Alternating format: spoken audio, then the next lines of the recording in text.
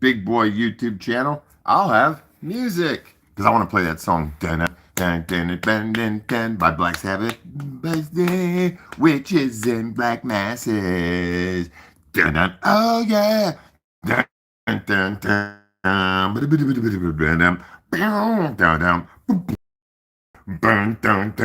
know what I'm talking. Yeah, they're already try to zap me. Did you know what's that spooky song I'm talking about? I, on purpose, have never memorized any of the music to, lyrics because I was listening to Earth, Wind, and Fire and Stevie Wonder and Michael Jackson and stuff, off the wall, Mama say, Mama sa, Mama kusa. But now I really appreciate, like heavy rock music. The lyrics, man, you know, uh, I titled the video. I mean, we're in such just a customized mess right now. The entire world. 80% of the carbon emissions, fuel, messing up the atmosphere stuff. Yeah, deforestation and stuff. But when it comes to the emissions of noxious chemicals into the atmosphere, military craft are responsible for 80% of it. They just played war games last week. I think the USS Eisenhower, because he was my favorite president, just, I mean, they're all in on this. But still, they had that big old ship, and they're out there churning those big old double diesel, double shooter, double shot engines. So they're nuking the ocean. They've got all in. I've always wondered why the fascination with Navy. I know I've watched Greek movies, folks. I saw Troy. That's a lot of boats, buddy. Well, that's a lot of really mad Greeks or whoever. Bunch of dudes and ready to tear something up. But what's going on now? I wrote the name down of the guy who said it. Somebody who worked at JPL said it in 2006. What's this guy's name? It's just obvious that we could have cleaned up the world by now. What's this dude's name? He worked at JPL. Peter Kalmus came out recently in the media. They gave him the boot at JPL.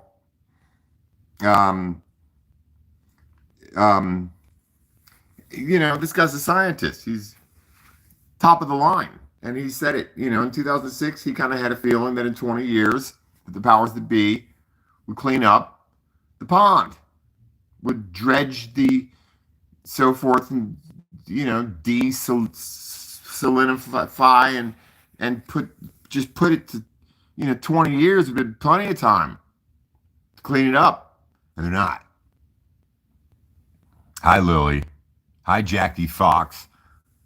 So I think you guys are busy on the solstice, but this summer, I need a vacation. I'm hit, I'm hurt, I'm working like a dog. It's been great, and I really like working with tonnage of steel. But I need a weekend, a long weekend. I'm going to tell my boss, and I'll bring plenty of money. And I thought that I'd come to you guys in Indiana. We go to that with the waterfalls, 7 waterfalls or something. Just anytime. I just need one trip this summer. And I would very much like somebody to help me plan one. Serpent Mount, I don't care. I mean, I'm thinking about it right now. They don't need to be playing war games. And it's funny, because you think about militaries all over the world, and they're manned by pretty much kids, young people. What's the average age in the military? 20? All over the world. Most militaries are peopled by starving kids from broken homes and trash lives who have nothing better to do. I'm not talking about maybe in America, but A lot of people don't remember going to sign up, getting on the bus to boot camp. Wake up, what? Donna said I need to, yeah. Okay, yeah. I'm coming there, yes. Oh my gosh. Remember when I used to complain about, I got to drive a couple of hours? I've driven all over the country. I will drive backwards. I will go Flintstone mode, stick my feet out the car, and get on down the line, baby. Because I'm the captain, and that's what captains do. We get on down the line. Hi, Phoenix, Fox. It took me about 2 years to. Okay, it's not Jamie Foxx, it's the black actor. It's Josh. But when I see you in the astral plane, you literally are fire. And there's a phoenix energy about you because you've been through the flame. And we've been through this all together. I'm telling you, I'm here to encourage y'all. I mean, I went and did the greatest thing in the world that an American man, well, or any American can do for themselves, ever. The greatest thing that we can do and have the right to go do. Go get you some lube. No, I'm not for you naughty-minded people. Put your spectacles on. Look. Now put your contacts in. That kind. You foul mouth. Dating advice? Yeah. Trust your mom. Grandma or auntie. Always trust the advice. Go to church. No excuse. You can find an older woman in the community. And dating advice? Don't go for the sex. Don't. Date. Learn how to do something, babe. Want to learn how to apply lube? No, not that, you dirty-minded girl. See, get out the gutter. Just be dumb like me. I'll show up for a date and be like, let's garden. Let's just garden. I haven't planted something in 6 years. I'll start speaking in a British accent. Start talking about British gardens. I'll pretend I'm a drunk, aristocratic, wealthy, yet going into foreclosure British person who wants to garden. Madly, darling, these roses are extraordinary. That's how drunk, aristocratic people who are about to go into foreclosure talk, because they have the fifth Bloody Mary at 10 o'clock in the morning. Oh, darling, these roses are extraordinary. However, no, yeah, keep it simple. Just keep it smooth. Just be smooth. Don't talk too much. Walk in and be like, hi, my name's Seven. It's nice to meet you. Hey, the dating app was cool. I brought some toilet paper just in case. No, not for that. Because I got to blow my nose. And don't talk about chemtrails or nothing. Just keep it simple. No, in fact, forget the toilet paper. But just don't jump in bed. That's a great start. People love to meet someone who's not as shallow as the hood these days. And everybody's watching Game of Thrones and learning how to twerk. Yusef.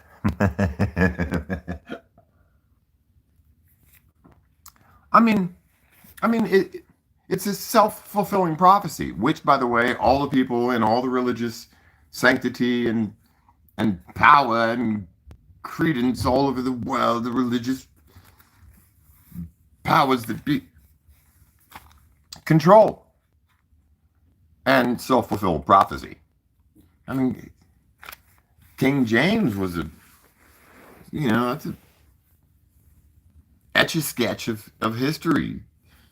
Make all kinds of assumptions and David Icke said it, so I can take his word for it. Aliens are not real.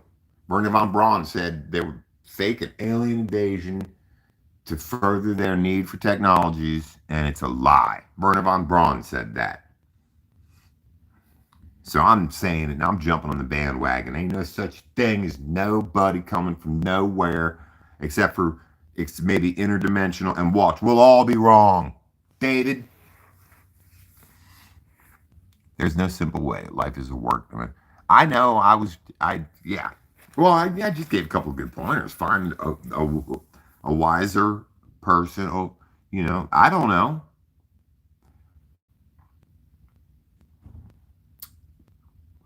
I know that I'm a ticking time bomb. And now there's this girl I like. I've been seeing her at some meetings. I figured she's gonna be my wife. She just don't know it yet. And then I kept on doing some more step work and talking to my sponsor and stuff. I think I'll just keep going back. I'm like a little piece of neutron star, just plopping somebody's life innocent, not meaning nothing, but drag their whole life into my little craziness. Just leave people be. Hi. My coffee. You can have some toilet paper, but not the coffee. Nah, man, just keep it simple. Let me be. When you put that thing on me, let me be, let me be. I feel like I have to watch African dance now because that's all I see in the brain, just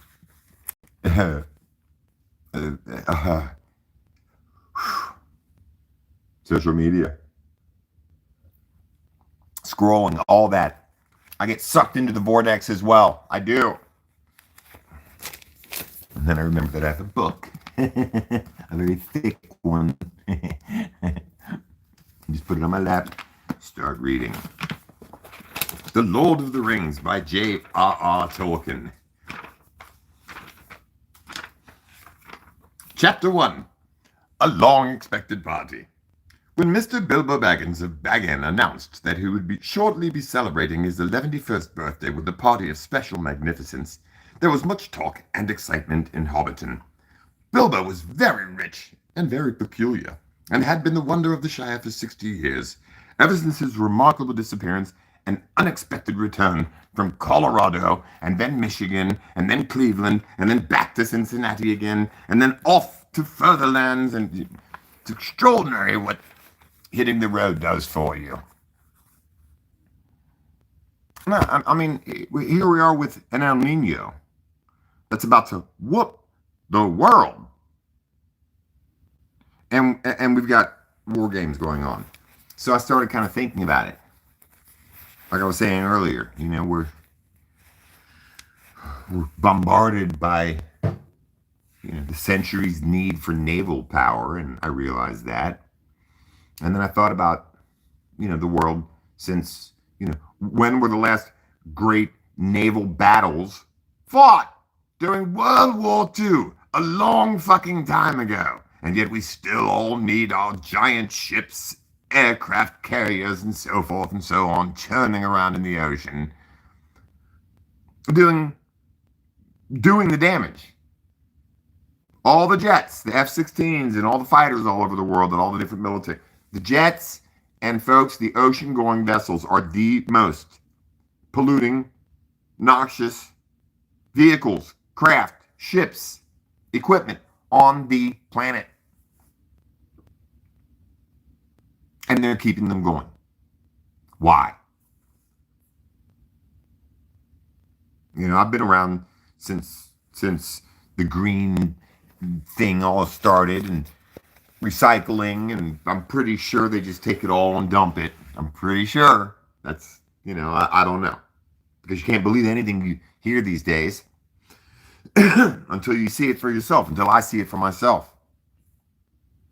I know people who supposedly work at Rumpke in the separating area, but the word on the street is that they dump it all. I wasn't even gonna go live because these days I am always noticing just this sort of sublime thrum of just this. I mean, I don't take power naps anymore, folks. I can take a 9-second power nap. I'm constantly tired, and yet always on the move, always working, but I'm always tired beyond what I've ever experienced before, this strange kind of numbness. Oh yeah, I can admit it. That's one of the good things about the cap. I don't know if it's a thrumming. I don't know if it comes from the connected data centers, and if it comes from the cloud and from the ether, from what's called, what does my friend Scott, Truth Seeker, call it? The substrate, the substrata, if you will. An underlying numbing sort of just. Now, don't get me wrong, because I do think that part of it might be from being in touch with people like some of you, NY Debs and others who've reminded me, Uncle Skin, that our frequencies can raise very much and get a lot higher.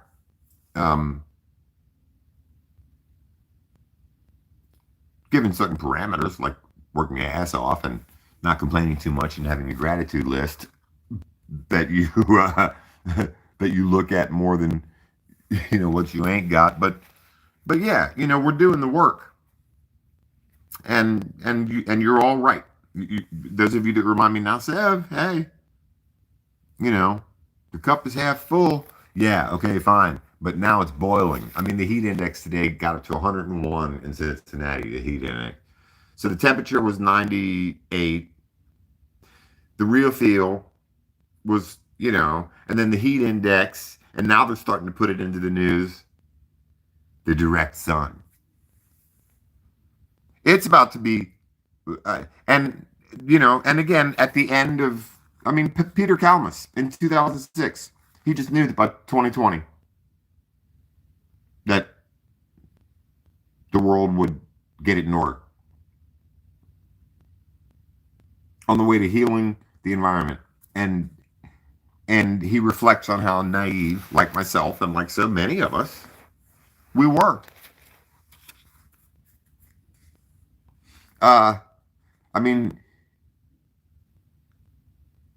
He's in North Carolina, Chapel Hill, and used to work at NASA's Jet Propulsion Lab, but he did live in Altadena,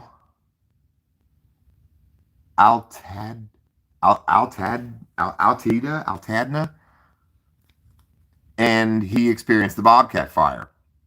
And then he and his family experienced the Eden Fire, and their house and their whole neighborhood burnt down. So that's when he moved to Carolina. We have the Big Rock Blue Marlin tournament going on this week, and there's hundreds of thousands of people down here, but today was nice weather.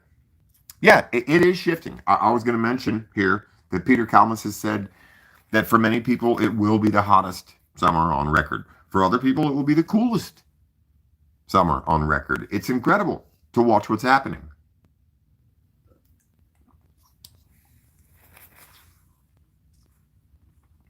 And again, NY Debs and some other people, and just the reminder at work, not everybody's looking up, not everybody, freaks out for the 10 years. Like I said, man, ain't no aliens coming. Too much TV, too many comic books, I don't know. David Icke, one of the greatest, just one of the most well-known, outspoken, very philosophically minded people about really the deep state infiltration of some otherworldly beings, but not interstellar, not aliens, not from space, not so much of the hype and stuff. And I, it's really interesting how we can all shift being social media platform people. I'm able to just kind of bounce it around like I don't know nothing, because I really don't, except for the sky. For instance, I often debate with myself, is there a sun simulator? And I don't have to question it. I know it in my heart. There's the simulator, and then there's the spray-on sky. This hazy, eggshell blue snot that has created a massive screen, a big green screen. There are big seams in the clouds sometimes. A big old straight line that goes totally across the sky from horizon to horizon, where the clouds seam up, as if something is using fucking predator suit technology, cloaking technology. It doesn't take a genius. Most people don't see it. People like you and I do. Like, why are the clouds knitted together? I mean, first off, the whole sky seems to be these triangular, perfect little puffy clouds that haven't moved for 2 hours. Underneath, there's this big rack of black death clouds that haven't moved. But if I look carefully, there's a line, a straight line, where they're spraying a big chemtrail, where there's a shadow chemtrail following that bitch. Those are staying still. I wonder if the black spray and the white spray are kind of mixing, which is why they're out of a different kind of delivery system, yet occupy pretty much the same airspace. By the way, why is the dark one above? Because if the sun is casting a shadow on things, then it all at once, and then you notice a big seam that cuts the sky, the reality of the entire sky in pieces, usually two, now more. I've been doing this for a long fucking time. If I really like, I don't like David Icke. I don't. He bores the shit out of me. Says the same thing. No, I don't. I'm kind of being a slightly facetious. I'm just sharing what he said about Disclosure Day. Because he said it was just, kind of like I thought. The other day I was going to go see it. I had the weekend, get out of here for a minute and go see Disclosure Day. Then I thought, well, I better go to the matinee. And then I thought, well, shit, I better just wait for it to come out. Because all this hype, and Disclosure Day coming out right around the same time as, the Commander-in-Chief, Oompa Loompa boy, I call him, the Oompa Loompa in charge, the Commander, Oompa Loompa. Hold on. The Commander, he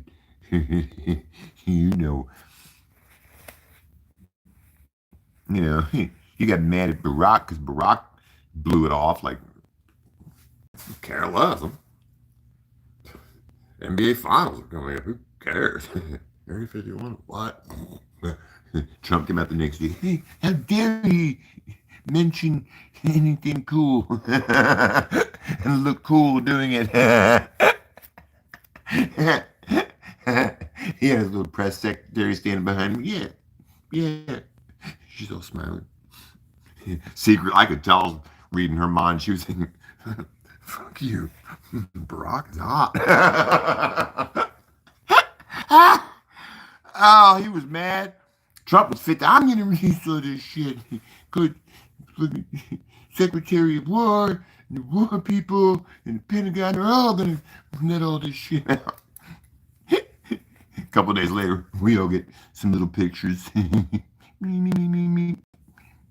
He's forgotten all about it. He talks about Inky and Lil. Oh, Enki and you call them Inky and Lil.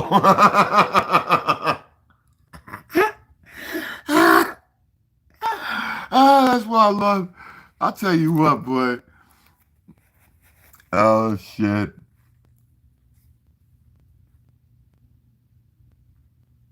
I mean, Bobcat fire. What the hell's a Bobcat? An Eden fire? And Peter Kalmus, he's talking about the fact that we are escalating towards heat and climate, and it's getting worse every year. And it's it's becoming catastrophic. It's so hot, and the sun just, you already know. You're dealing with it, some of you. Cincinnati is known for its humidity. It's extreme heat, and it gets as hot as it gets in Florida here. So and I spent last year in Colorado, right next to the mountains in Lakewood. So I'm noticing it early. It's hitting me, but it's not the humidity. I'm used to it. It's the direct sun. I call people like us day walkers, and folks, it ain't the end of the world.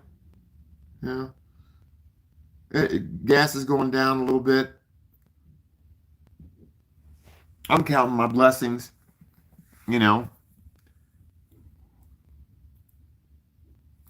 end of the world. I did that 10 years ago. The sky started changing. You know, I've seen a couple of massive craft in the sky, other ones that were so quick that there's nothing man-made that could go that fast, and other phenomena. You know, I lost my shit. I'll admit it. I thought the end of the world was coming.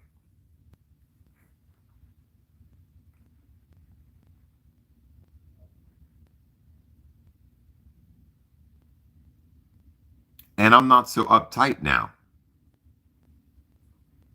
though I do stay strapped. I'm telling you, I keep my Carhartt bib overalls in my car year round. I keep 2 or 3 pairs of gloves in my car year round. I keep 2 pairs of boots in my life year round. I just the basic necessities of potentially it getting really, really, really, really cold and or really, really, really wet, really, really, really fast. I do. I prepare for that. And, I mean, just some simple stuff. I went and bought a really good knife the other night just for cutting tape and wire and stuff at work. But, you know, you can get a lot done with a knife and tell people to get out your face if the lights go out and you're trying to walk 20 miles to get to your family. You know, just simple shit. And I'm always looking up. And like I said, making fun of, me and any other big channels try to talk about aliens and stuff. Whatever, man. People are getting paid off of this. I'm not. YouTube ain't never let me go nowhere. Though I will say I would be proud to reach 7,707, which they're putting such an effort into stopping. My name is Seven. It's on my birth certificate. My initials are ass. I don't know what my parents thought was funny about that, but now I think it's rather fitting. And I think it would be cool, though I think that and not AI either, not an algorithm, some punk asses that probably do work at YouTube that are like, oh, hell no. Nope. Mm-mm. I mean, 10 years, and I don't care because once I hit 7,000, I was like, fuck you, YouTube. I've got a day job and my head isn't that big, nor is my ego, nor my list of desires. That's some bullshit right there. Very few people in this world become rock stars. Whatever. I think half of it is the simulation trying to make little people with half a thing worth shit talk about feel like shit and not do it in the first place. Give up before you even try. I also think it's the convergence negative. There's something in the programming of this world that writes failure, heartache, and being a day late and a dollar short. And once a person uh, elevates beyond all that, like I have, once I hit 7,000, I was like, fuck it from this point on. It'd be neat to reach 7,777. I think something, somewhere is afraid of that.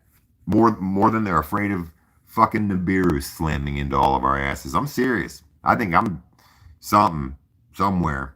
A force to be reckoned with. Something fears me. Always has. Me and my twin, and I know the twins are, a lot of times born premature, but I was born almost dead jaundice. She went home after 2 days, but they kept me in the hospital for 3 months with a blindfold on in an incubator, separate from human touch. Nah. There's a reason why I'm a 7. Been bereft of hearth and home for years and never really had it solid ever. I'm a fighter. I'm a scrapper. And I never throw the first fucking punch. You know, um, I've been through the flames too. And and I realized today at work that those, like we're the grit. We're the salt. We're the spine. We're America. We're the world. And unfortunately, people are going to be struggling just to breathe and find water. We've got it lucky. I wrote down some notes about India, the demonic caste system that country is under. I didn't do any research on it after I got home from work. But I've studied the caste system in high school and stuff. What are there? 6 levels, different levels of society. How many people in India? You know what? 70, 80% of the populace are are are subhuman to the upper caste in India. Did you know that, folks? India is a disgusting, foul place. And I'm not talking about Hindu or the religions or Vishnu or any of that, the Brahmin, any of that, you know. Hi, Truth Seeker. Yeah, I was just talking about you earlier. The substrate. You taught me that. Yeah. Hi, John P. Adventures. What's up? No, India is disgusting. They don't care. The government there and you know and the and again back to the militaries. The militaries are the ones destroying the environment, folks. And I don't give a fuck if it's India, you know, but India in particular. You know, whoever administers that country, you know, uh, from water distribution. I mean, there are people there now, entire cities, entire regions where there's no clean water accessible. And it's 113 degrees last I checked. We're talking hundreds of millions of people, folks. And you can say stupid shit like that in numbers when it comes to China and India. And other places in the world are getting ridiculously hot too. And again, I'm not going to get into the, you know, it's hot somewhere, folks. Oh my God. Aliens must be. No, I'm not saying that. It's just that the elite show themselves no more clearly than in places like India or Mexico, you know, where there's just no distinction, like no distance between abject poverty and and decadent, splendorous wealth. That close to each other. An entire slum full of thousands of people, and I'm just talking about a city block or two, right next to a big security wall, 3 feet thick of concrete, 20 foot straight up in the air, of a palace. You know, a 20-bedroom palace that two people live in. India and China. Modi hates our leaders. China too. They all laugh at these guys. Who's Modi? Well, oh, maybe that's some type of leadership in India. I don't know. They just don't care about the people at all. And I'm telling you, India, you know, the elite in this world, they're so going to pay. I've been struggling with that the last couple of months. Like, damn, you know, so many people do with so little. How is this fair? And nothing in this fucking world is fair except for karma. And that comes from India. And she's a red dot on the forehead bitch. And she's coming for the elite of this world. Because they're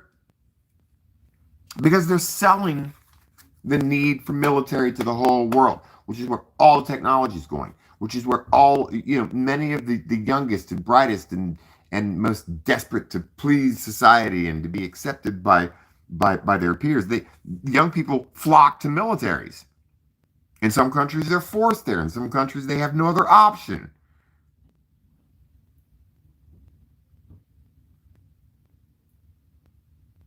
And they're young. And they're armed to the teeth. And they're trained to be killers and heartless and so forth and so on and so forth and so on. I don't have to spell it out to you.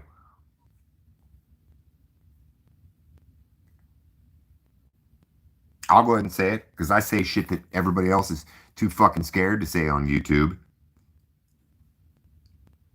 You know, in public now, people are embarrassed to fucking talk about being in the military. They are. I don't care what you say. If you're not in some Jade Helm column of shit convoy rolling up the road, then you ain't trying to wear your fatigues out in public. Fuck it. I say stuff that nobody else likes to say, which YouTube hates me for. But I got a day job. And I'm not sitting here waiting for my fucking YouTube memorabilia. Kiss my ass. And it's not real fucking popular to be in the military because now you're not crazy for fucking believing in UFOs. Watch the hoax, because I've wondered this a lot my whole life, and I'm still on the fence. But watch the whole story about dinosaurs turn out to be dragons. You know, I knew it the first time I ever saw it, but that movie Avatar with the giant trees, that whole movie was a documentary in a way. The second one, to a degree, is as well. And the third, I haven't seen the third one because as soon as they got fucking Sigourney Weaver mixed up in the whole thing, voice acting for a teenage 10-foot tall blue chick, I was just like, whatever.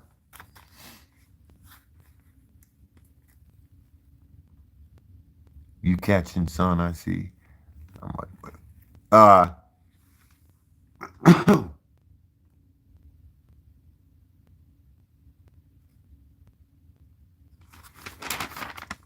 I mean, if we want to heal the world, we would stop with war games.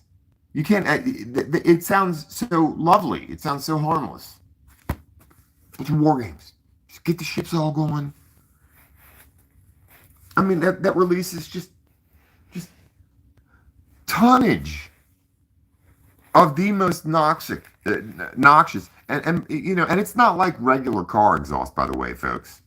You know, the fumes that are coming out of military jets and military seafaring vessels is of a particular grade, so forth and so on, to where it nukes the environment. And they're blasting their radars as whales all over the earth right now, in the hundreds and thousands, if you didn't fucking know, are washing up on shore, emaciated, starved. Thank you, Fukushima. Because the media doesn't talk about it. The media doesn't talk about Palestine anymore. I don't know when the last time I saw any of the, you know, and maybe it's my algorithm because we blame everything on the fucking algorithm, and I guess we have a reason to do so. You got to look up Gaza now because they're going to kill all those people. That's what's going on. We are at a breaking point right now. Fuck the razor's edge, like I talked about the last time I went live. We are at a breaking point. We are in the midst of their black mass, the people who run the world. And they know that we all are just going to sit around and fucking make YouTubes about it, go slave the next day at work, you know, try to survive the heat. You know, I'm particularly sensitive to it because I got blue eyes. I can't fucking see come an hour before sunrise until an hour after sun fucking set. It's miserable. Peter Thiel fled to Argentina. Yeah, because the fucking not. Ow!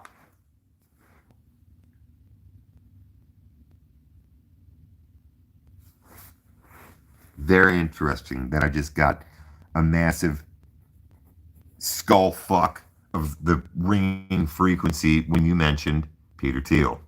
Fled to Argentina to a non-monitored state with an airstrip and a bunker, of course.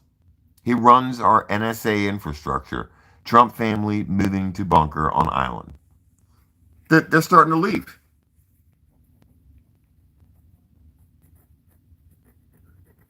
You know, and we're going to be stuck here with our English grammar, which is two fucked up words put together, a grimoire and glamour.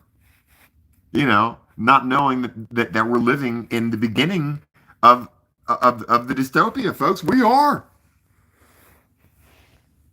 By the way, my email is in the beginning. Is in the bottom of the description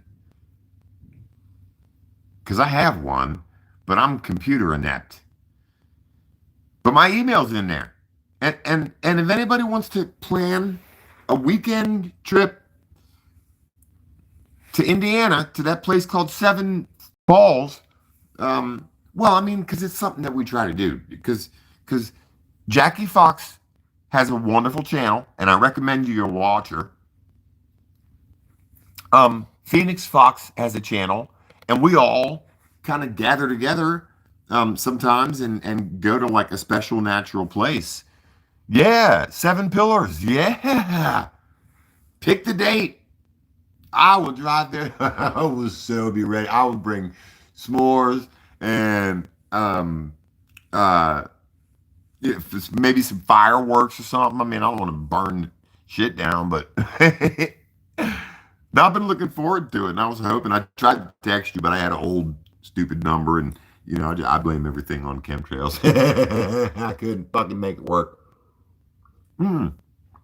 Oh, back to what I was saying earlier, because I notice I'm real short attention span and stuff sometimes.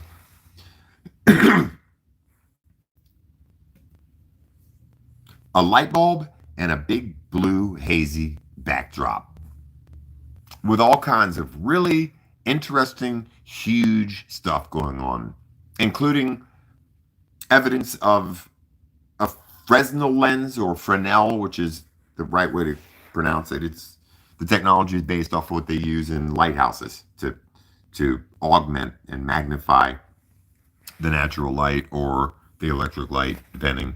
But a beveled glass with concentric circles, so forth and so on. Lightweight, massive, uh, transparent sheets, kind of like the idea from Star Wars of the solar sails and so forth. And I don't want to get into a bunch of stuff that I've seen in movies and shit. The bottom line is that no matter what happens, just the militaries alone, continuing to play their little fucking games with a bunch of young people taking orders from a bunch of old cigar smoking, weird, liquored up, strange puppets of the fucking machine that, I mean, what a bunch of fucking, follow the leader assholes, 5-star this and, thumb up your ass that. Because they'll all sit around and watch whatever the fuck Barack says, tomorrow me and Michael are going to go back on the ground. And they just sit there and fuck it, watch it. JFK gets assassinated. Bobby gets fucking offed. And they just all sit there the fuck and watch it and take their orders. They're all a bunch of suck ass, greedy fuck people who just love blood. Carnage. Ask any of them. Sir, what did you join the military? Blow shit up. A hill, a tree, I don't give a fuck. A cart, a dog standing next to the cart, the horse. Anybody in the cart, anything in the cart, anybody around the fucking cart. Tell you what, the people who made the cart, the people who thought the idea for that fucking cart up. And we're going to find the religion and the ethnicity of these fucking people and find every cart riding fuck in the world, and we're going to demonize them and blow them all up. That's my job. I professionally blow shit up. I don't care who, what, where, when, why.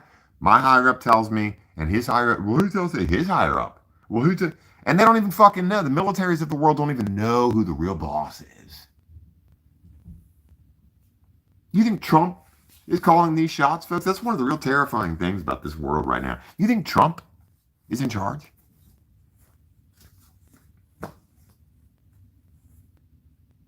You think any of the politicians that we see,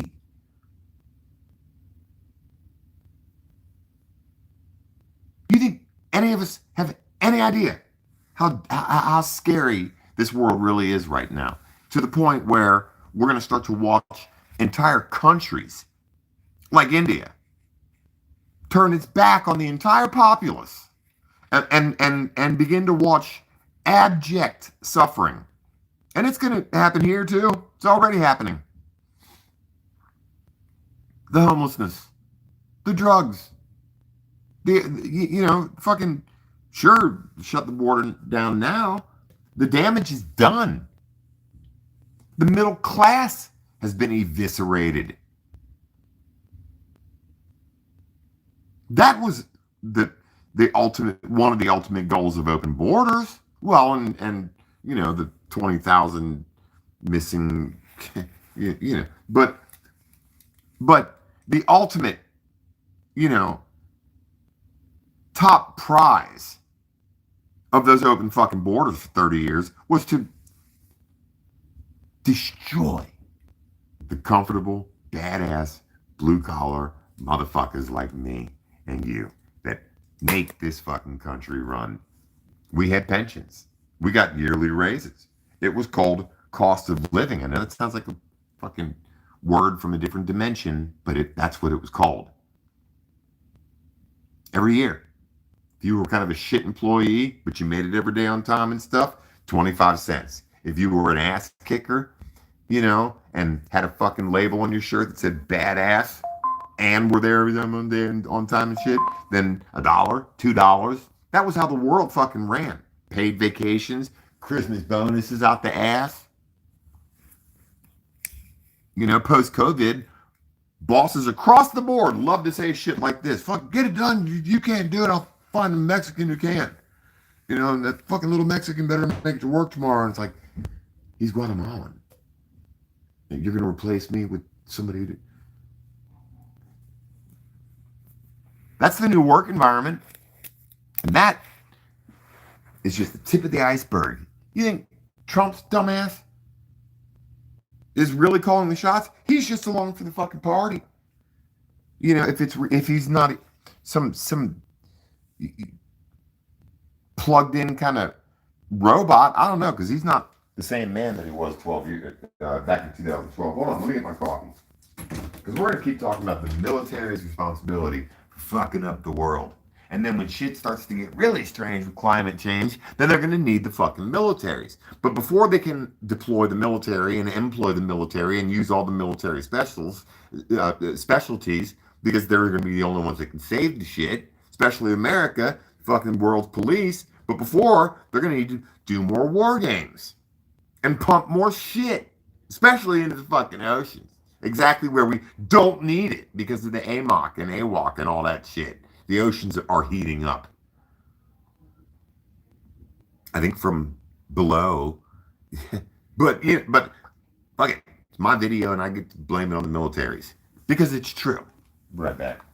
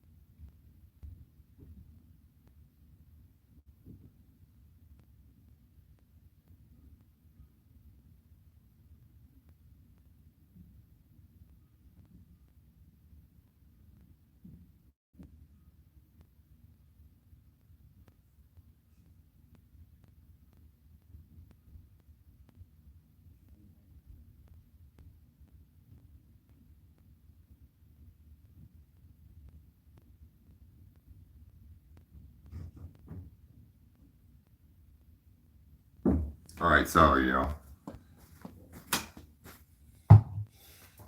No.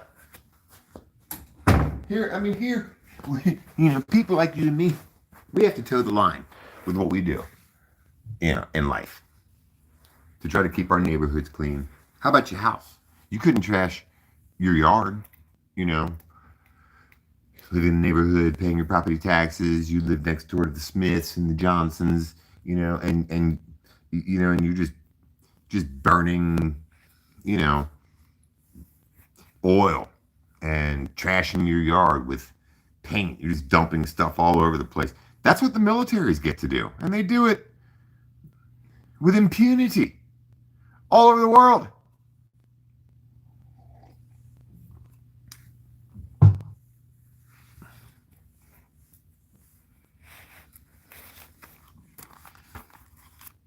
The oil, coal, and gas companies keep greenwashing everything. That's all you got to do now. Put a little duck and some Dawn soap on the Exxon Valdez, or other massive oil spills, some of which have been on purpose to cover up potential releases of black goo, the sentient black slime, which I haven't spoken about in a while. But we can associate Dawn dish liquid with cleaning up the little fucking baby duckies, and all the commercials. And even the military has little commercials about how they're going green, and it's not true. I've never been much of a believer in any kind of another global conflict, but all over the world you see the factions of the sides being picked, lines being drawn in the sand, and my experience post Vietnam, which I lived through, I remember Nixon and all that stuff, or at least the visual of the politicians and the helicopters. I watched MASH. I grew up on that shit. I grew up under the threat of the Iron Curtain and shit like that. I did those little fucking air raids. We were taught that someday there may be an armada of giant fucking bombers from Russia flying over top of us. Hi, Seven. Long time. Hi, Irene Smitherman. I was in the hospital. Almost lost my feet.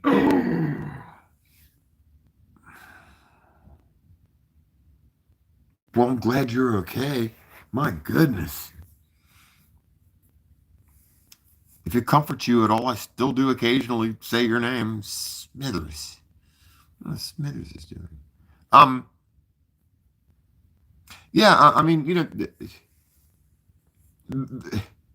The world's feet are going to be hacked off by the militaries just playing their games. My experience post-Vietnam, was that real wars don't really get fought anymore. What happens is America comes in and and learns new technology, and the combination of Israel and the U.S. right now, they needed what I call a sandbox. What the fuck all this Middle East shit is, because life is cheap over there. Women don't have many rights. Kids mean nothing.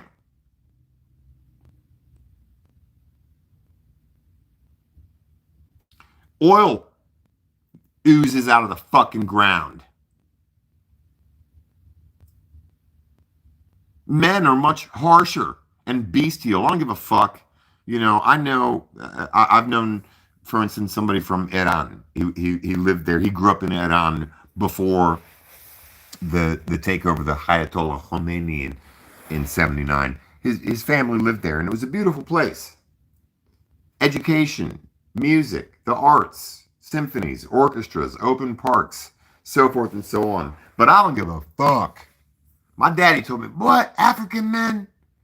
Middle Eastern men? And it's the truth. Because those fucking rich, some of the bloodiest, richest people in the world, you know, the Prince of Saudi Arabia and the King of Jordan, and these people are some of the richest fucking people in the world, and they don't care to a degree. They'll sell out, you know, for the petrodollar and allow the U.S. to do what it does. And the U.S. and Israel right now have another sandbox. What's a sandbox, Evan? Well, it's a bunch of helpless, hapless, defenseless people in a part of the world that, just like after World War II, they rebuild because they love that shit. During the process of bombing all of Gaza, mark my words, relics, artworks, books, histories, stories, maybe things that people have had in their families, heirlooms, things need to be gotten the fuck rid of. Just like during World War II, churches with stained glass windows, 3 of which still exist. The rest were bombed.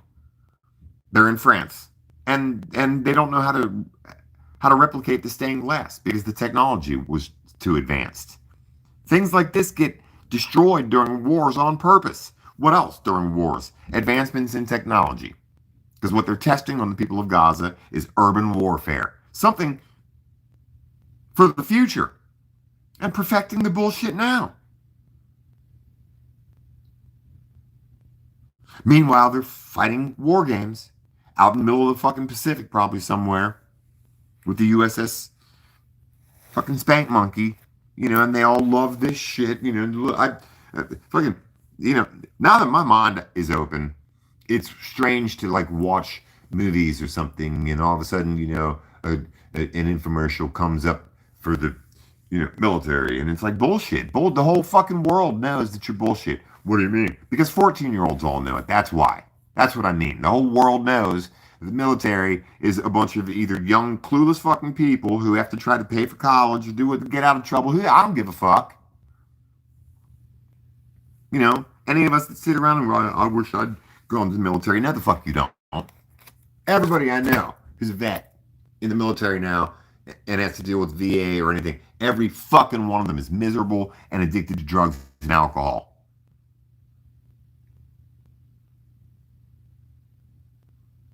Of course it doesn't show me live. Of course not. Fucking, I'm a 7. There's 1 7 per eon. What's an eon? An eon is an age of a universe. So if you ever read a fucking science fiction book or something, and the author, like some dickhead, puts, and eons ago in China, he fucking,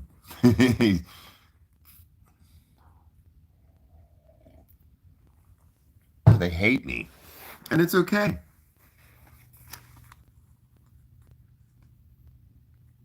It's the Yota energy. You know, I learned about that years ago. And it's something from the Freemasons, and it's in Star Wars. Yoda is based off of an actual creature called Yota, a guide of the Freemasons.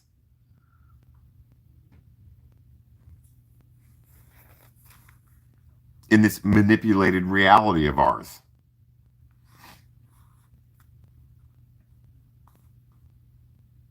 I mean, military exercises. Why? Fucking half the world is either under drought right now, experiencing triple digits, you know, and it's just getting started. As I look out at, you know, the same skyscape, the same painted on skyscape at sunset every single night, and then it turns bright red, you know, and so forth and so on. And I don't even get out and do it anymore because the whole world sees, not what the artificial intelligence or the little dickheads in Silicon Valley, not what they would want, which is 7 will be butthurt and more depressed. Something wants that shit. The Archons, the Yaldabaoth energy, the Yota, God spirits of the fucks in charge of this world in their little fucking aprons and shit with a little black magic. Dun dun. Oh yeah. What they don't expect is for me to respond in a complete opposite way. People don't have to watch my videos. They can see it out their own fucking window. They can feel the heat. They can sense the storms. Lightning now. Ha! Ha! Oh, I laugh about stupid shit. Remember the old saying that we all grew up with, the old adage, lightning never strikes twice in the same place. I would punch you in your fucking nose, science teacher of shit. Because it does now, all the fucking time. Big ass plasma exchanges with shit that just hangs out in the sky. Over cities, over mountain ranges. Or wraps around entire fucking towns. A purple flash and then 180-degree opposite side of the horizon, a yellow one, and then all of a sudden they're connected by a big red flash. I see this shit because people like us see stuff. Army don't make mistakes.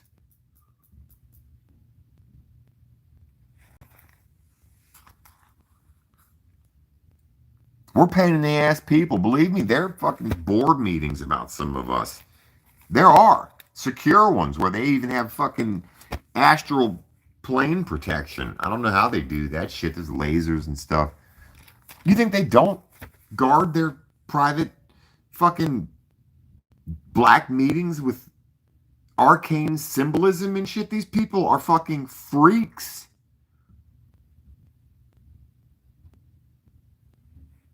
Guiltiness, talking about guiltiness, rest on their conscience.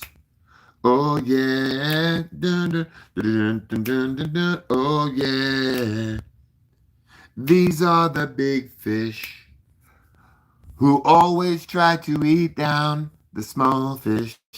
I said the small fish, and I tell you again, they would do anything to materialize their every wish. And that is the problem with the world.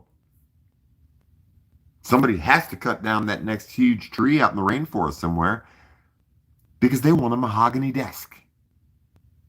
They can't leave anything for its own sake. The greed and insatiable appetite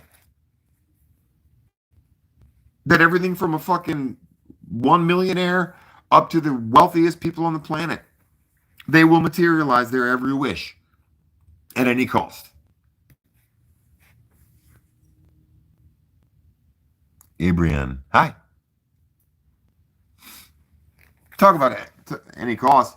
For 2 months now, I've been dealing with an excruciating lower backache because my fifth lumbar. Me and my twin sister both inherited a bad fifth lumbar. So I went to one chiropractor 2 months ago, and I walk in, and there's this big, tall, blonde dude with a fucking mullet, a little Hitler blonde, little shade, in a big, tight nurse's suit. He didn't fix my back. He just took the questions, rolled me over, and took a big machine and rammed it into, does that feel better? It's supposed to hurt. And I'm like, $175. Last week, or a couple days ago, I went to another chiropractor because I called Mount Lookout Chiropractor. But Google sent me to some other, but they're connected with them. But I went to them, and I liked it a little bit better. And dude's like, okay, here, tell you what, here's the payment plans for that plan or that plan or that plan before he'd done shit. I'm sitting there fucking wincing and having little spasms and stuff. And he's so which plan is it? $19.99 and $7.79, 92, 95. That's 4 visits a week, and you have to come back at least 3 times a week. I'm like, damn, is this fucking, is this Jiffy Lube? Is this Midas? Is this fast food fucking chiropractic? I told you and Mullet Boy 2 months ago, I need shit lay down flat, put shit like this, and crack the shit. It's like, that's all there is to it. Or, the other one, lay down and you take a fist and put it right in the middle of my fucking back and press down on my shoulders. My back does that. Boom. I feel good. But you people are on some shit with the fucking You care more about your bank accounts because everybody's prepping, but they don't know it. Everybody's on some greedy, make more, raise the fucking price, hurry up, half price on Tuesday, but fuck off the rest of the week. Bullshit, and they don't even know why. And part of the trick for people like you and I is to not get so jaded and cold, not let our hearts get hard like the whole fucking world is going ahead and doing. People just don't care.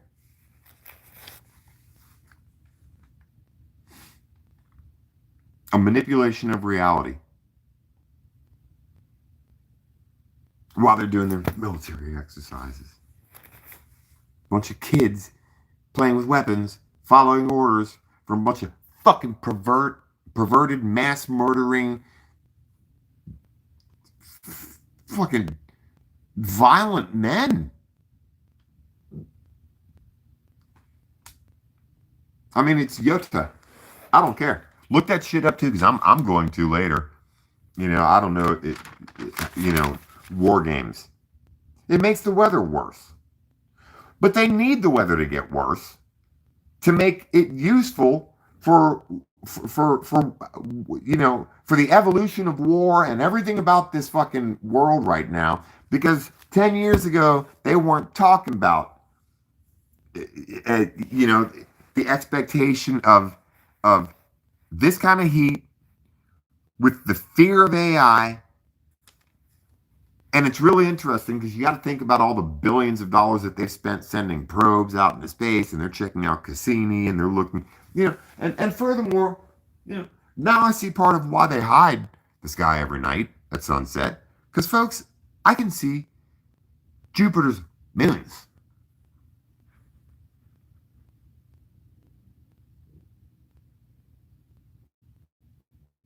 I mean, when the fuck is anybody supposed to be able to see the moons of Jupiter with the naked eye? And one night I'm about to go live and I'm looking and I ask somebody here at the house, I'm like, shit. And he goes and gets a little telescope thing. And I'm like, I don't need the telescope. I can see the moons of Jupiter. It's just strange. Werner von Braun, some of his last words were, don't believe anything about some alien invasion and stuff. Aliens to AI. Werner von Braun didn't talk about AI. He talked about incredible technologies.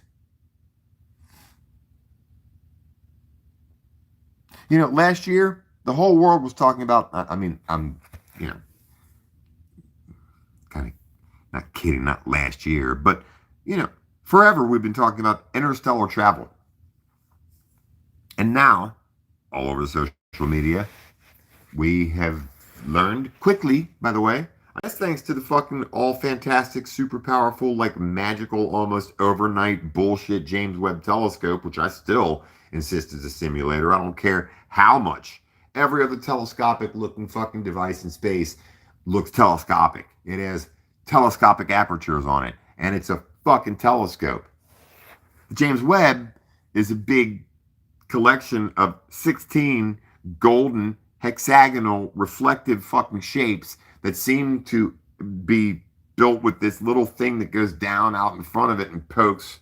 I don't know how the fuck that's supposed to pick up the imagery of the entire solar system, but it looks to me like it's some kind of a focal point for a sun simulator. I don't give a shit. And all of a sudden the James Webb has figured out almost everything. And we're being blasted every day now with supermassive black holes.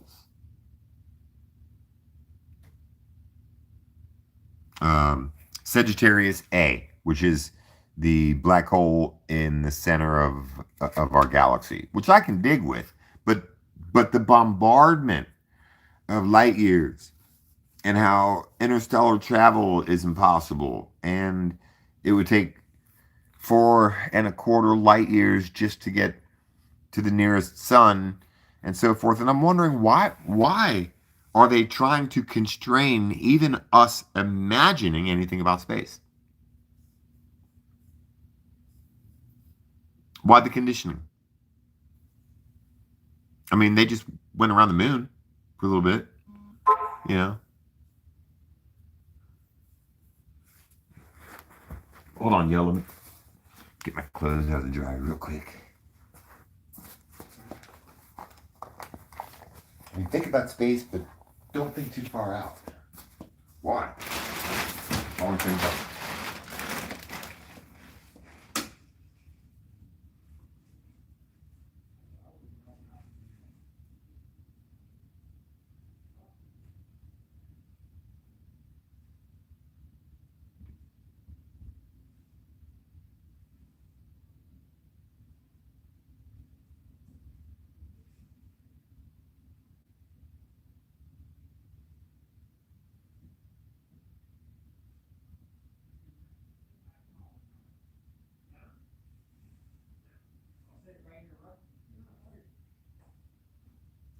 YouTube's not that important, Rob. You guys are my fucking family. Yeah. Great people in prison. Prison is the one that changed me with respect and all that stuff. Oh, I hear you.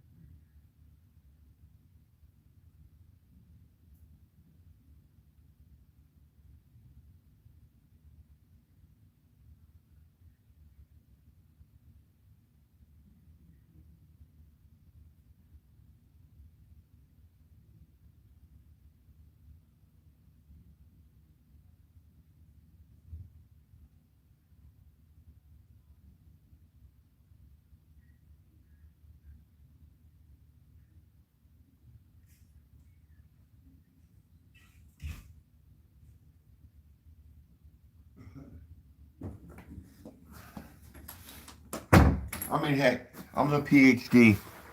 I'm no, I'm nobody. But I've never seen, I've never noticed or sensed such a condensed barrage of being reminded that space is so big that it's, it's best to either, keep it closer to home, keep your.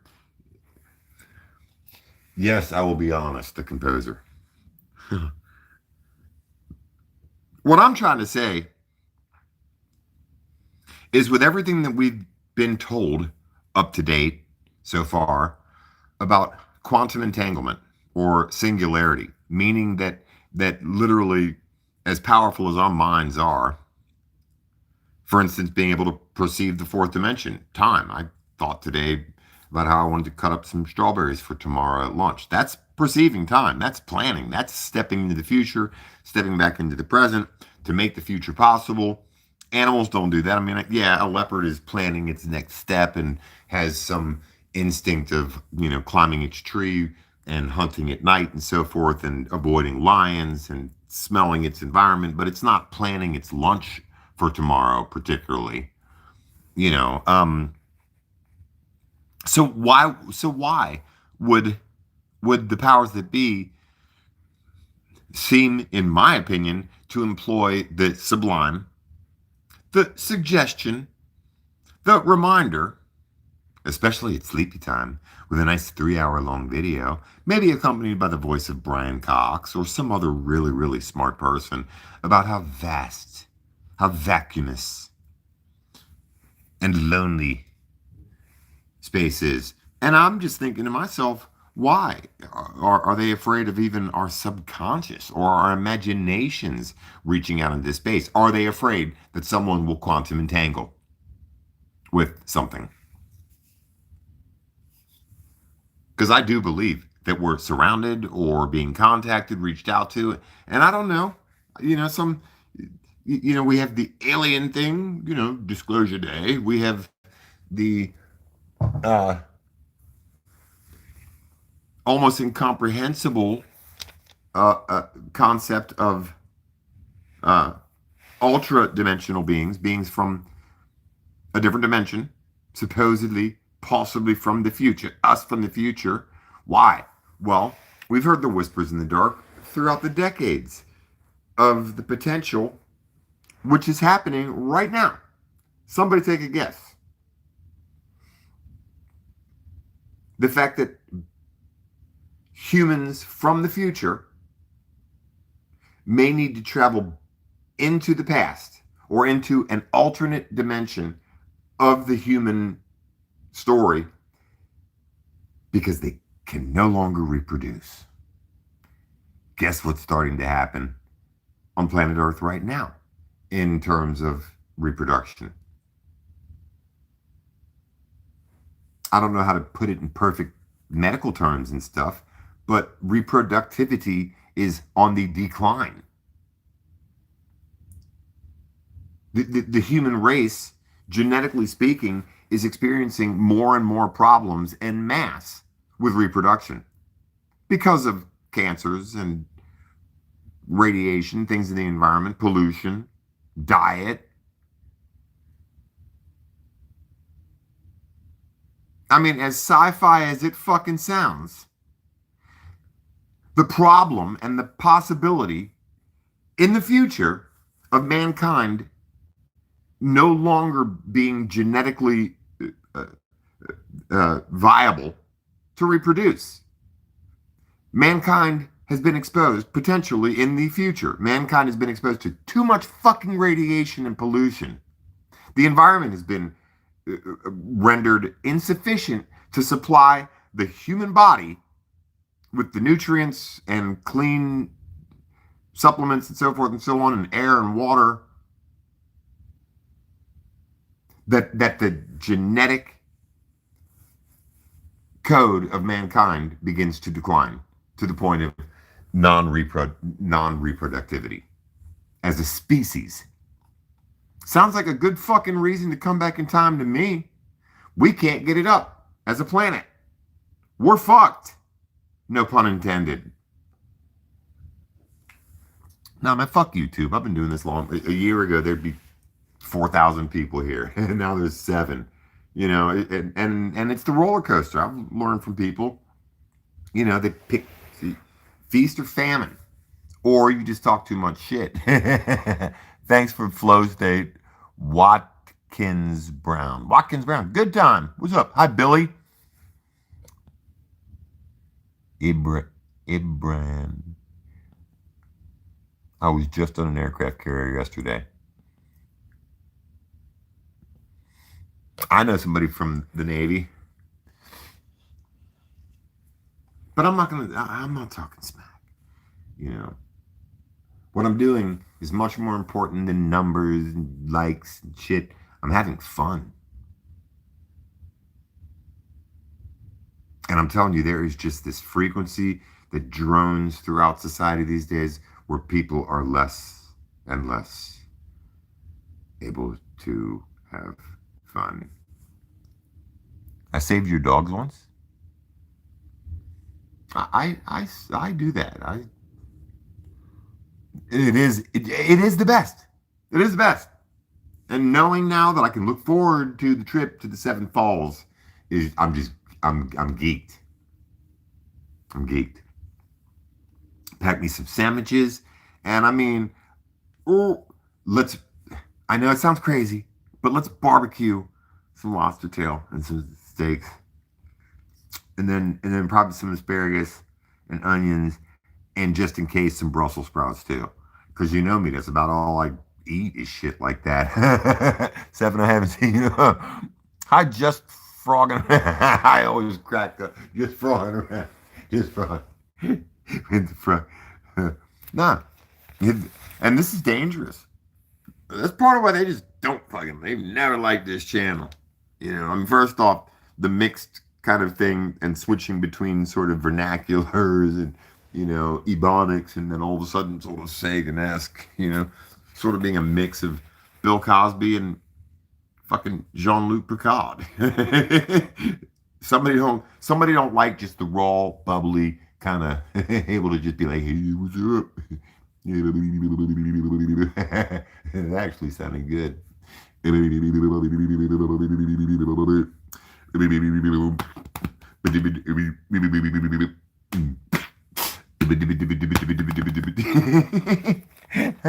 Oh, natural, baby. Oh, man. Oh, aliens and AI and this, that, Werner von Braun and fucking. I'm just thinking, like I've thought all these 10 years. The sky's changing. It continues to change. They continue to hide it. The moon's all over the fucking place during the day mostly now, which is incredible. It's my Mandela effect, and it's my channel, and I get to be the superstar for 2 hours. And Bob's your uncle. And I've got a new bottle of lube. The right kind. Yeah. Now, and I've taken a vow of celibacy. It's really cool. It's very cool. Somebody was asking for advice earlier. Best bit of advice I can give you is find wise people.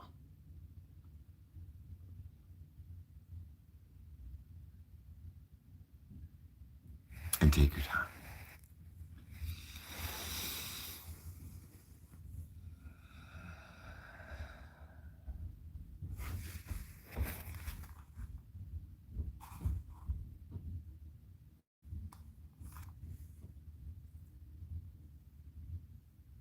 Yeah, I just think that something doesn't want our minds wandering too boisterously in the astral plane, in the unseen, radio waves. Who knows what truly we're able to transmit with our thoughts, our prayers, having fun, being able to relate. You heard me kind of cutting up. He texted me, your laundry's done. I ran there. He's like, I would have got it for you. I'm like, nah, you don't have to be on pins and needles. He's like, well, when I was in prison, a lot of these dudes' lives have been rough. I said, man, you ain't got to worry about it. We're like family. I get mad. That whole fridge is packed. There's no room for me to put anything because nobody's got a car. So when they go to the store, they get 5 bags of shit and cram it all in there. Forget about half of it. No, but they're coping. Knowing that there's all that food in there makes them sleep easier at night. So I just walk around and try to do my best.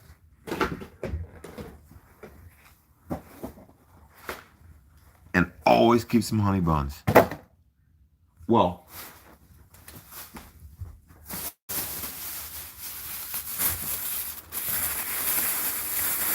and seriously, some fruit. Look, bananas. Oranges are too expensive.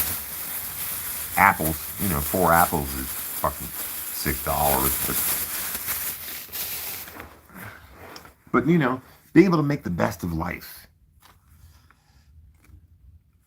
It's dangerous. And no, it's not. I'm not sitting here,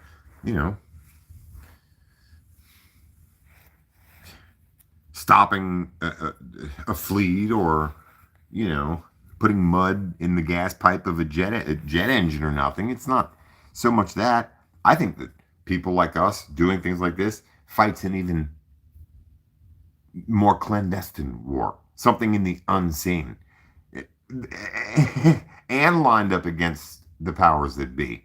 Both much more powerful than any gun or any bomb.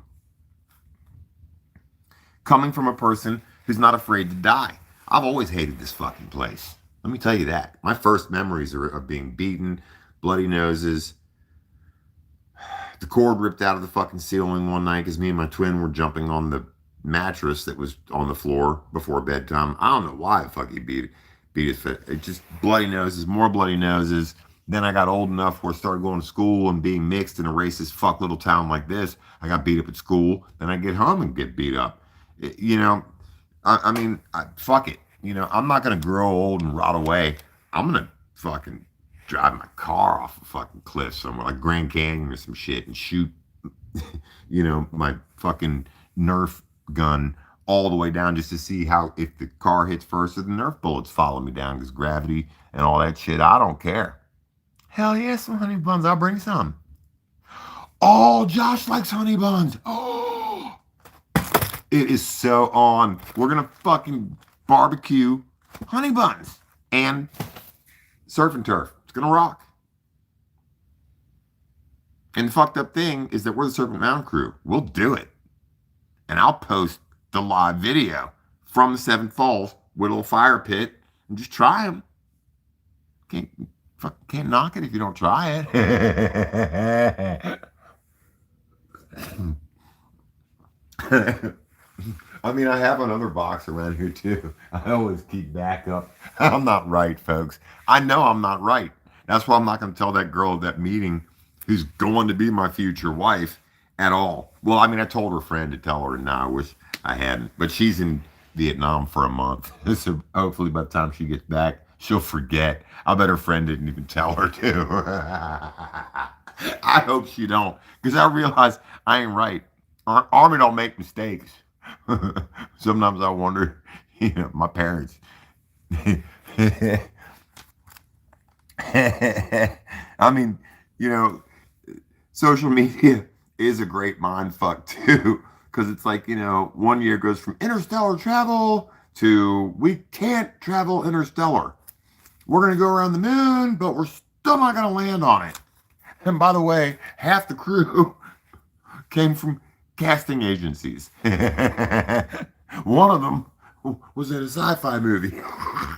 It was too. The one light-skinned dude. He was in a movie. I forget which one it was. They were actors. When they got back from the moon,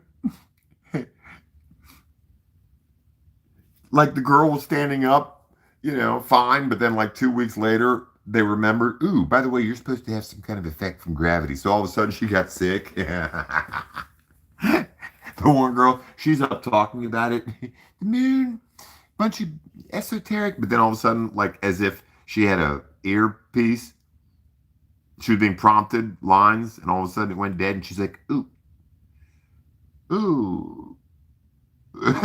I mean, how about Katy Perry's little jaunt?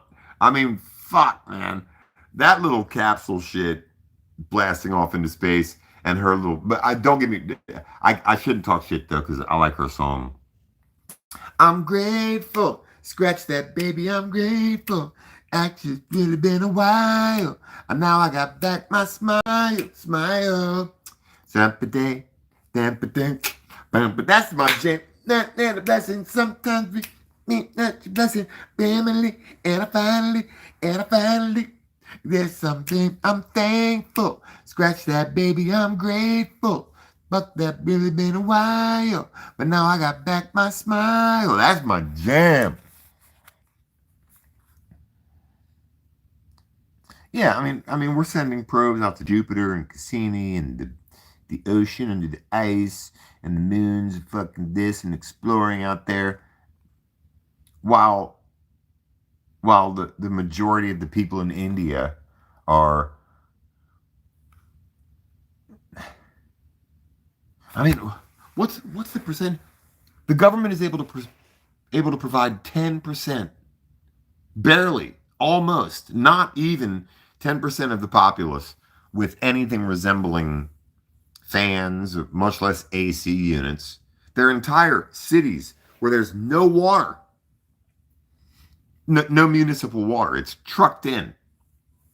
It's and that's, and yet we're all going to watch now, as the world, continues to increase, the World Health Organization and the royal family is donating such and such. UNICEF is exploring ways to provide. They're not doing shit.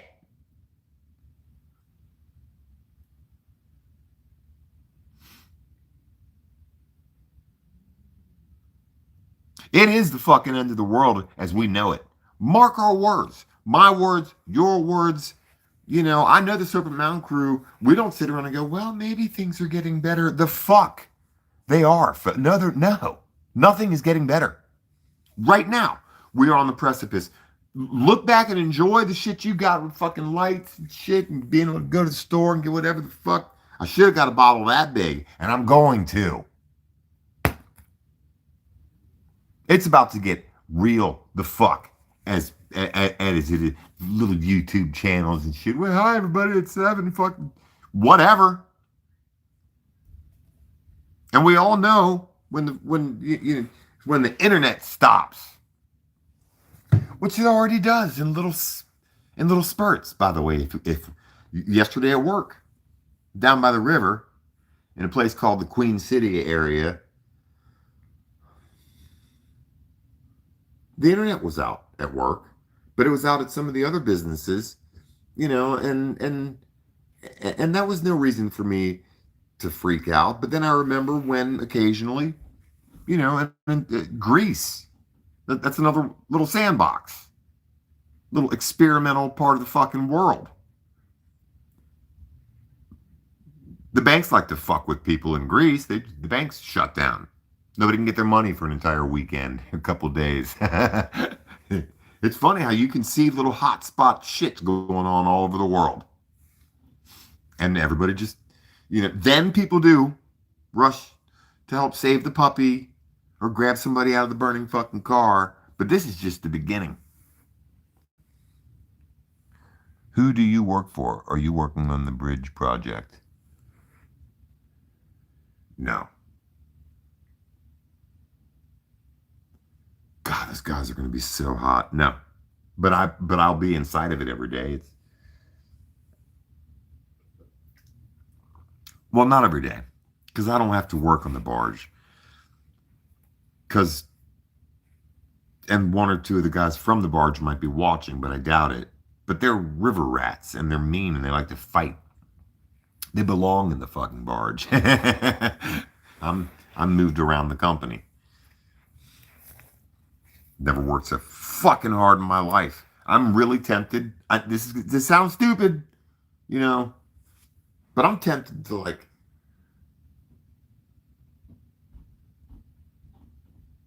hire somebody and teach them how to chiropract, because the chiropractors won't do it. Walk in there, they get all your information. They don't take insurance. They take cash, gold. That's it. Okay, all right, I got your information. So here are our plans. And chiropractors didn't used to do that shit.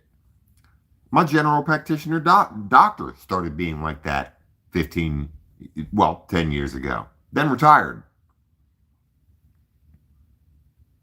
The old days of going to your doctor and really having them say, well, come here, let me stretch you a little bit.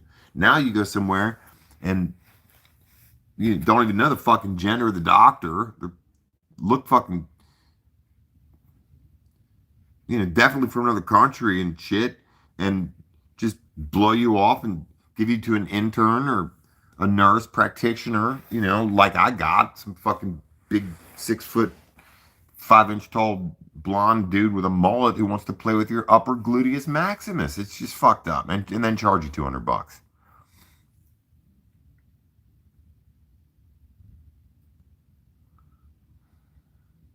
I've gone to 2 chiropractors.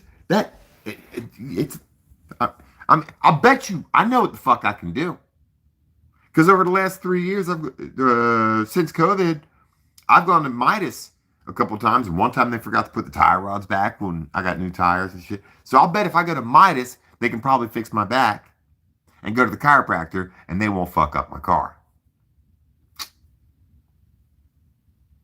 And that's how ass backwards this world is getting now. Why? Look at the bigger structure, folks. Look at local politics, municipal politics, city planning, so forth and so on. And look at the infrastructure crumbling in most cities, most roads. A few of them, fine. In Kentucky, people pay more taxes and the roads are better. Okay, fine. But predominantly in the inner cities, inside of cities now, the infrastructure is being allowed to crumble. Okay, all right. And you got to think about it, because politicians, sports people, superstars, big finance, they all have cousins and brothers and folks that maybe didn't make it all that far, but they still own a franchise, a Midas, a muffler place, brakes, this and that. And they're all part of the scheme. And they know that people's cars are more fucked up because the infrastructure is crumbling. So people are coming to them and they're happy. So that's a connection with the political, the geopolitical, and the socioeconomic. And it's and the people that are out there are aware of it. The people that are in control of everything are aware of it, and they'll just tell their cousin, who owns the fucking Midas, look, man, I'll keep them coming because we're letting the cities go to shit. If you haven't noticed, people's brakes, struts, all that. Don't just fix everybody's cars up. Keep stacking that money up because something's coming. They might not be sky watchers. They might not be UFO or ancient history buffs or any of that shit. None of them. They don't notice the differences of the birds or the weather or anything. They don't care, which is fine. I envy them. Ignorance is bliss. But people still have a sense. And it's nowhere more prevalent than in the greed that we see now in the market, in economy, in finance, in the lack of any kind of raise or substantive real investment in employees anymore, the ones that still fucking exist. Because it's all about to start to crumble. It's all about to start to break. And, and not overnight, and like I've been saying throughout the video, sometimes some of you have to remind me, like, Sev, dude, it's not end of the world, doom or gloom. You don't harp on World War III tomorrow or this or that, but you do kind of talk about sort of the Havana syndrome-esque, MK Ultra, possibility of a the potential for an individual, me, you, segments of society to have tumult or trial or travail programmed, planned into their lives. Well, yeah, all of us.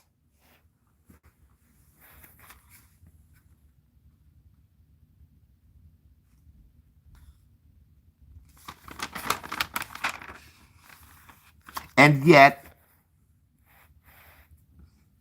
I'm encouraged when I do look up, and kind of have this broad sense of one simple thing. This is very much Bob Ross-esque in terms of how he encourages people to just go for it with a mountain. You just fucking take the fucking knife and you put you what looks like and is shaped pretty much like a mountain. We'll worry about fixing up the rest of it as we go along. But you go ahead and you just put you that big old mountain. Because I don't know people who could move shit more than us. And I'm not talking about the fact that many people involved and interested in these kind of topics are more outdoorsy or,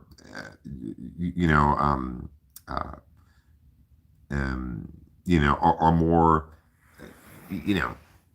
technically savvy with engines or anything. Everybody's got their strengths and their weaknesses.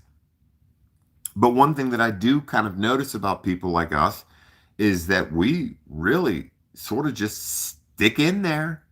We're there. We're consistent. We fucking spread our feet and plant our feet, and we're pretty much fucking immovable. Don't ask for a whole lot, except for some fucking honey buns. And that is an encouraging prospect, is that you all are, as I say from time to time,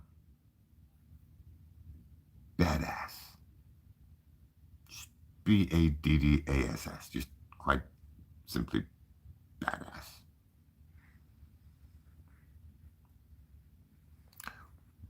Watkins Brown. The Western Hills Viaduct is almost impossible to drive without damaging your... Oh, fuck me sideways, I know. Yeah, anything on the west side of Cincinnati is fucking almost undrivable. It is. It's ridiculous. I didn't take notes on this, but it just my dark empathy, I sense this. I see it. More and more people in society who just don't have a way out of the hood. don't have a fucking way out of the heat. Don't have a way out of the generational curse. Don't, my heart breaks, especially for the young African American youth of this country in the inner cities, in the hoods, in the projects.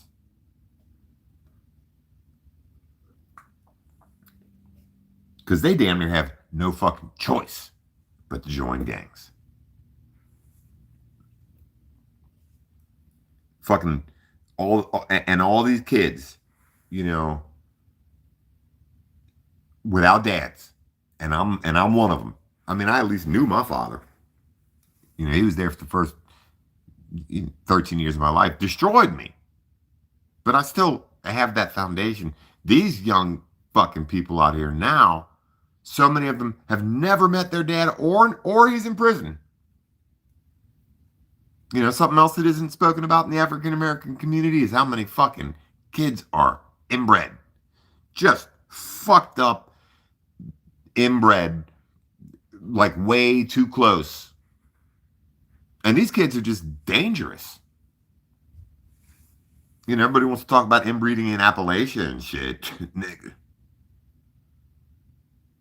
The fucking hood, the slum, all the incest going on and shit. No, the black community, and it's starting to come out. Black motherfucking people are coming out on their channels and saying, shame on us, Black America, or shame on you, because that ain't my Black America and that ain't me.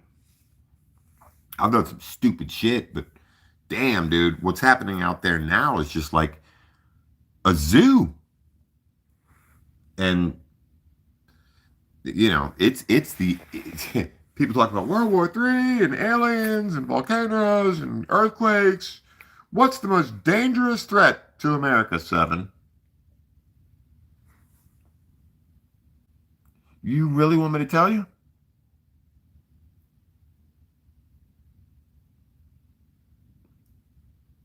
You really want to fucking know? After what I've just been talking about. Let me see. When was the Emancipation Proclamation? 1886 is when slavery was abolished in this country. Slavery, as a nationally recognized, lawfully recognized fucking institution. So, 1886. 1986. So, 96, 06, 16. So, 140 years since the real institution of slavery stopped, which means about 100 years since the whip stopped cracking, which means, and people expect Black America to what? Like all sort.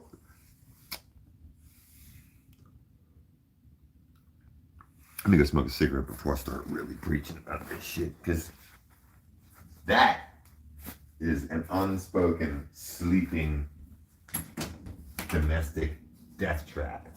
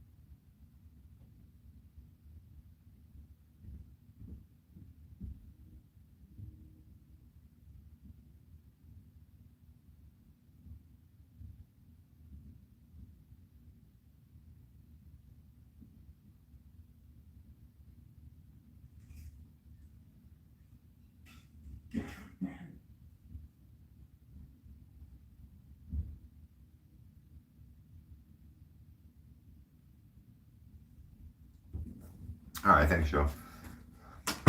While it's on my mind, I will think about it.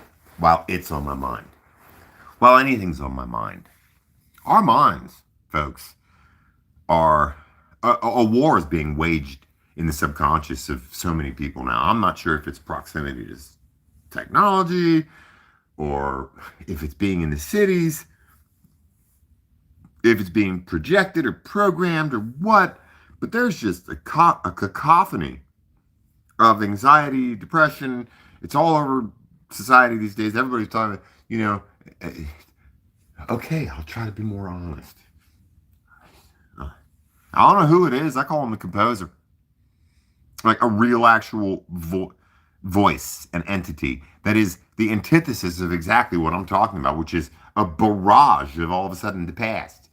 And this is what happened. And that's why life is, and your dad and generations, and what happened in fifth grade, and your first girl heartbreak. And I'm starting to actually distinguish when it's just something is being broadcast. And I don't think it's necessarily even like from demons or like, wait, how can I say? I think that it's a frequencies that are stimulating certain parts of the brain. Real simple talk. Certain parts that might bring up and again, I'm no brain surgeon, so I'm not going to sit here and make words up and stuff. I'm just saying it might stimulate that part of the brain in a particular way, and that part of the brain might be responsible for memory, or that part might be responsible for love. I'm sure that memory and love occupy slightly, if not definitely, varying parts of the brain. Because I feel that shit. I'll be mad to fucking love my banana. No, that's stupid because some troll will say something stupid. I'll be fixated on a love from long ago.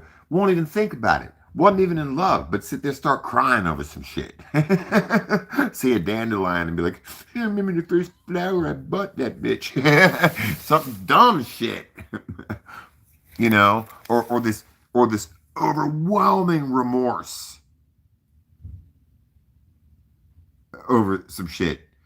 Way more than just the daily kind of reminder of I need to, fortify my spirit, and I'm older now and more mature and more considerate. Now, just this overwhelming of feeling like not just a sack of shit. I'd be able to blame that on the local sheriff department and fucking cell phone towers. I'm talking about this deep, compassionate, like ripping your heart out, and but then all of a sudden raging about something, or but then all of a sudden like almost feeling so sleepy and content and just planning on the end of the day. How many of y'all like are getting so sick of this world and then blazing ass fake sun and traffic and road rage and the bills and stuff? How many of you like dream about just going to bed? I guess I'm getting old. Okay. Let me see. Work, go home, take a shower. I can have fun doing a bunch of stuff, but I really just want to turn the world off. Back to lightning. More people are dying of lightning strikes. The wind all over the world is almost demonic. People don't fly kites anymore because the wind is all over the place. Can't sleep lately. I know so many people who cannot fucking sleep. When Smitherman's earlier mentioned, I'm so glad that you're okay. Thank you, Jesus. Fuck you, social media. Jesus didn't live in whatever. I've seen him. I'm so glad that Smitherman's is okay. At night, I feel my whole body start tingling now. And it used to just be because you all knew me for years, and it was from here down. Well, years ago, it started about there. 10 years ago. And it's reaching up my leg. It's some Gaia shit. It is. This strange plasmatic tingling. And it pulsates in regular intervals most times, which makes me wonder if it's not actually technology. I don't know. Is it the Schumann resonance? I have no idea. But last night, I've noticed I've tried to fucking ignore the fact that fucking shit every night when it happens, it doesn't happen every night. But now the sensation is gone from my feet and it's going further up my legs. And last night, it was my whole body. Is it the Schumann resonance? Is it HARP? Is it something coming from the fucking Care Bears? I don't know. But I'm telling you, I'm a live wire. I'm a live wire. And I like it. Because somebody has to do it. I don't know why the algorithm hates me so much, because it makes me feel and look like I'm shit and don't go nowhere, and it's a little channel. Folks, that is like not actually true. This is some of the hottest shit on social media. It's just for a select crew, and the algorithm like keeps it edgy, keeps me on edge. Something out there gets a big kick out of watching my broke ass struggle through life. It's very entertaining to something in go fuck you land. It is the Care Bears. I hope it's fucking Care Bear. Well, I mean, they sing. And they're colorful.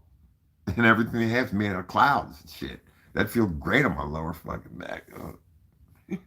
I mean, I know that's what I need. Because you lay down. Oh, shit, that shit hurts. And then you take the one leg and you put that shit over, boy. And somebody has to, somebody has to be able to push down on your hip and bop, and it pops. Then they turn you over and do the other shit. Bop. Then you gotta ice it, but then you're good to go. These people now, it's like, I mean, I can hear them in their mind thinking, I mean, that little fuck yesterday, little dude, it's an open room. So he just says, okay, lay there, put all your shit there, little basket. I was like, fuck, dude, am I walking into court? Or this is an open room. They just sit down, lay there. Oh, yeah, it's fucked up. Okay, here. Lay down. I'm going to just push on that a little bit. We're going to have to do this a couple more times this week, and then next week too. And, you know, 3 or 4 times a week. I'm like thinking to myself, shit. Just fucking pop me. That's it. Just pop it. I'll come back next week. Because it's going to be tender. It's only $29. I can make that kind of shit. Just please fix the shit. But that's the way that I do when I go to Midas now. Please. I need my oil changed. Don't fuck anything else up. I just change the oil. No, fuck the brakes. No. Just the oil. Every time. Midas. Every time. I get the car. I drive away, and the next morning, the engine check light comes on. So I jump, and I grab all the paperwork out, and I look, and somewhere in itty bitty little fucking shit, it says, once you come here and pay, it's that ass. I'm like,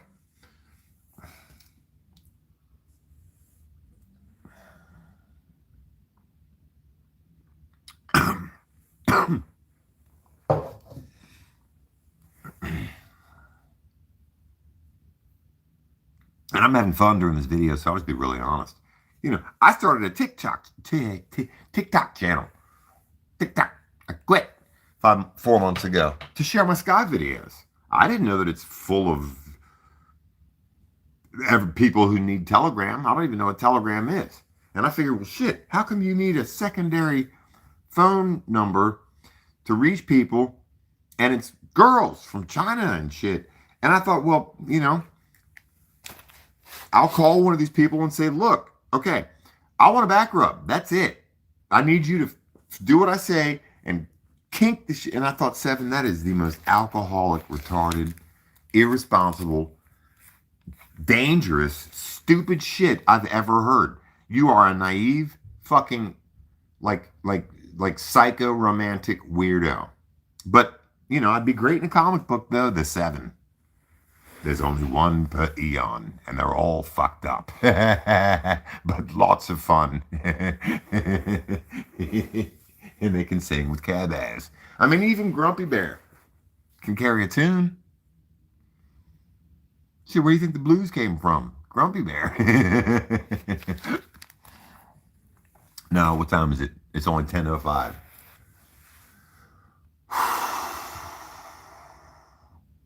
I did. I thought today. No, I know some nibby sky watching ass spiritual people, and they're all some immovable people. Like Juggernaut. Once he gets moving, that's it. You know, they're really immovable people. Like seriously in control, not fucked up on drugs and alcohol like I used to be, like in control, like solid on that ass type, responsible. And it's worth bringing up. It is. It's worth bringing up. It is. So I'm talking about not spazzing on social media anymore, believing everything I see, and starting to build a fucking bunker, dig a bunker out tomorrow. Life's hard enough without always expecting the end of the world and spending a whole lot of money on it. Backpacks, water purification, everything, expensive gadgets, tents. I don't even like to camp, but I'll buy all that shit. And over the years, you lose it, or it disappears, or people take it, or you just fucking sell it or forget it. It's expensive to always be expecting an alien invasion. Oh, that was funny though. That shit was funny. It does. It gets pricey awaiting the end of the world. Ow. Ow. That was funny. It is. You sit around and watch too much NIBIRU shit. Next thing you know, you broke, but you got 8 years worth of beans.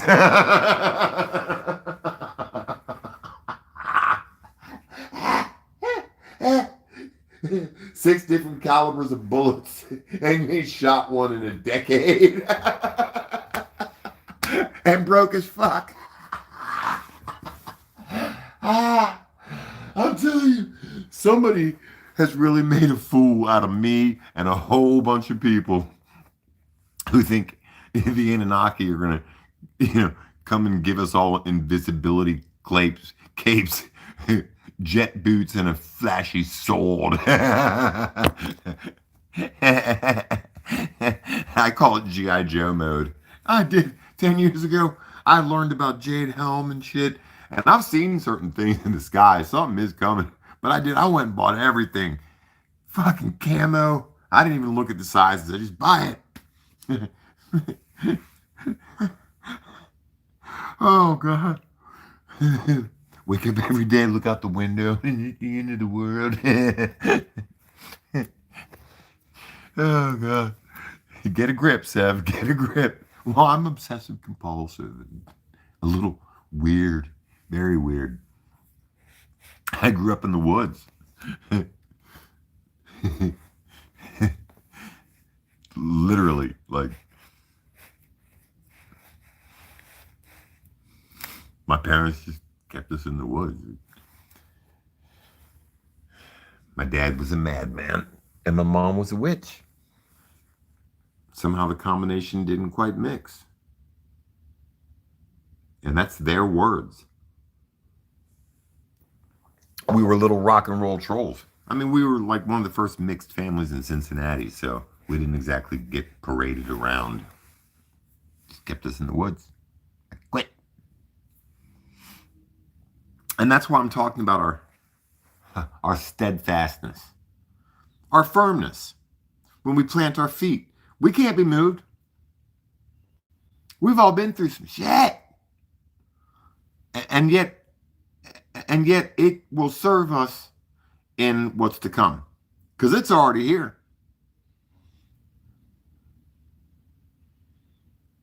I'm so much quicker to stop and consider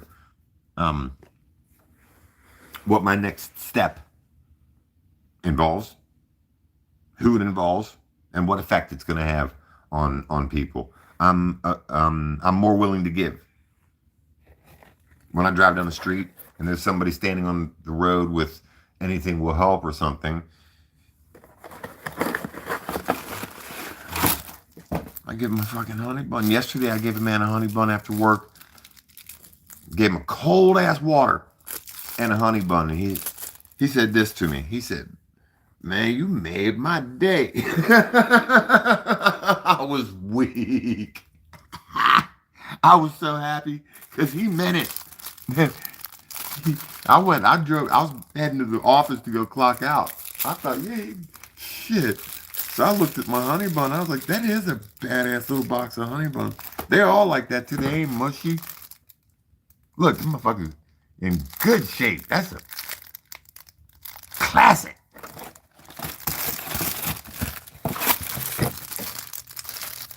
I can't wait to fuck around and come to Indiana for.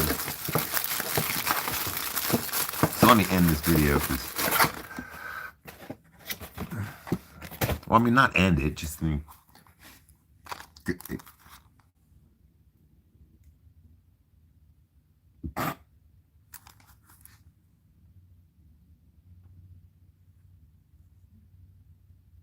So disclosure day. Let's talk about that. Bad man pajama. I've been waiting for it.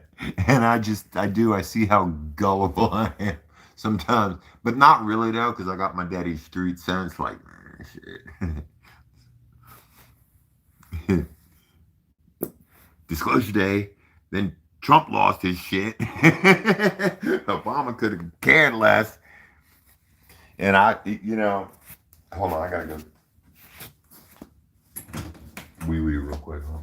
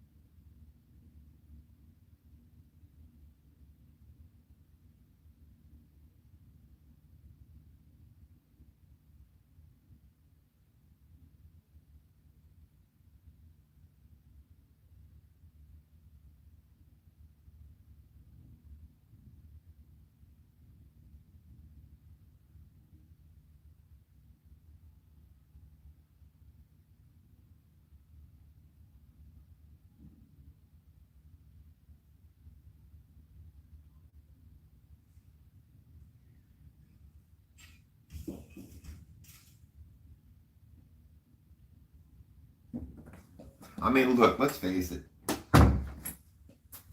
We are in the midst of a millennia-long chase for the truth of what's in the sky, what's under the earth, what's under the fucking bridge. Is the troll nice or not? Does it have sharp teeth, and does it like little morsels called people? So forth and so on.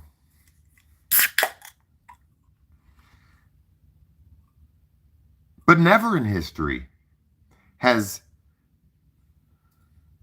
the entire system of marketing, media, and now even politics itself been forced to jump on the bandwagon to the tune of something is going on, which translates to we are not crazy, which translates for me, having my little boyish imagination, to the fact that we're on to something. And there's 7 of us here. And that's actually quite badass. 7 that I see. See, again, this down presser man, thing doesn't work on me. I'm like a fucking juicy little grape, or some colorful little berry of some type. I get squished, and the shit rolls off. I mean, I even see the benefit of living in this place full of hard asses and fucking ex and convicts and people on parole and shit, in the streets and working on the river and even the heat. What doesn't fucking kill you makes you get more honey buns.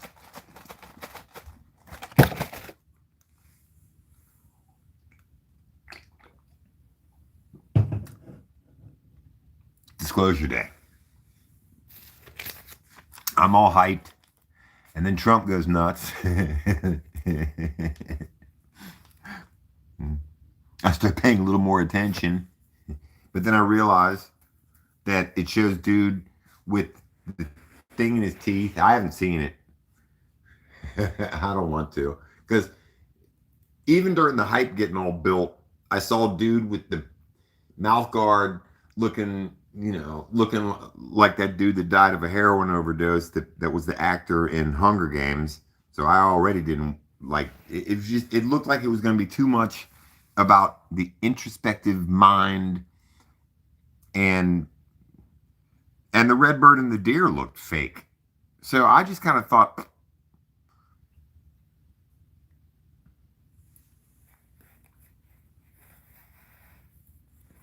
and something about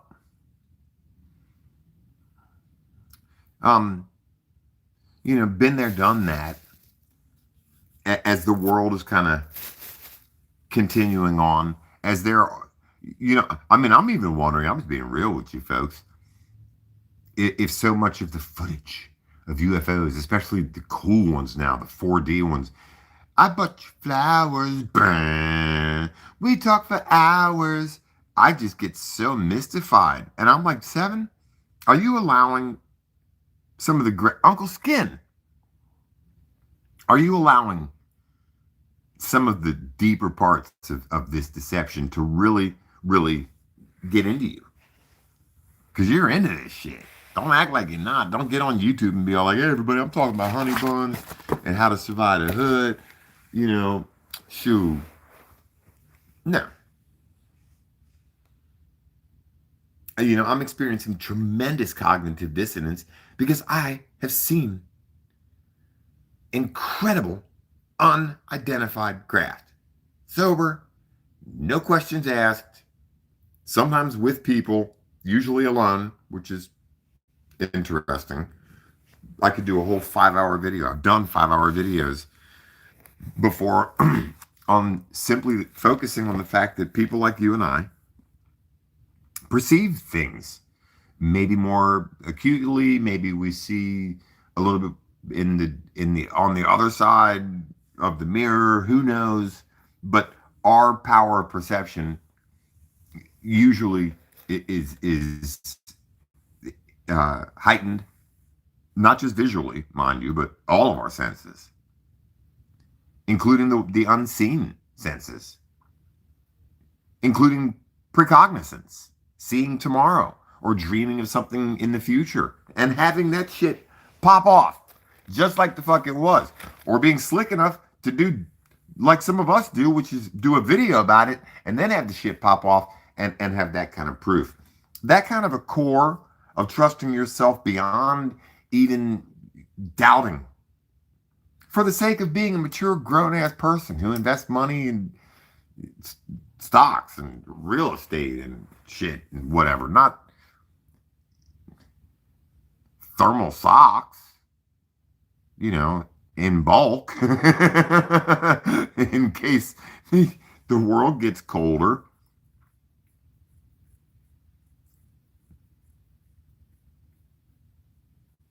Because I've seen the craft. They're up there all the time. And whether you see one for regularly and consistently, or whether I haven't seen anything in decades. And well, no, yes I have. I've seen the Watchers, but when it comes to the huge V-craft ship that I saw, that was in 2003. 2004 is when I saw something incredible, probably from Wright-Patterson Air Force, or at least came from that direction. And I'm in Cincinnati, and whatever that thing was flying so fast that it was probably at Wright-Patterson and here in minutes. Yeah, it's undeniable that there's stuff up there. And do I like David Icke? No, not necessarily. Shit. But do I respect him? Bet your ass I do. And he said that it was just kind of, just, he said that it was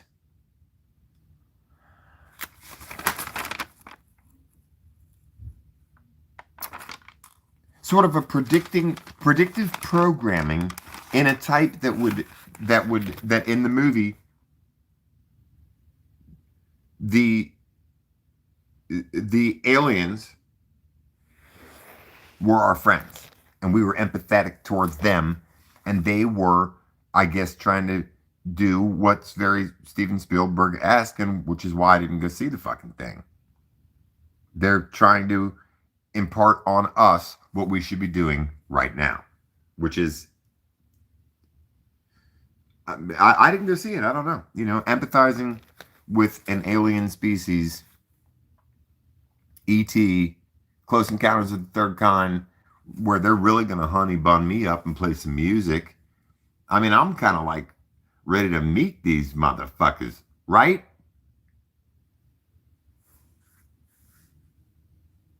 I don't know.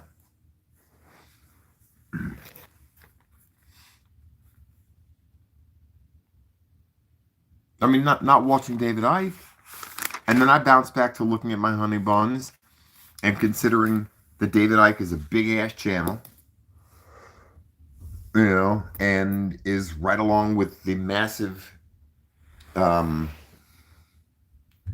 push to be right, to be real serious. I don't know. That's why I don't watch a lot of David Icke, because he's a big channel, and fuck. How many big channels do I watch? I don't know. It's just getting to be overkill. So let me start to wrap this up, because I do need to. I don't want to be having too much fun on YouTube. I'll get lost. I don't do this a lot anymore, and I don't know why.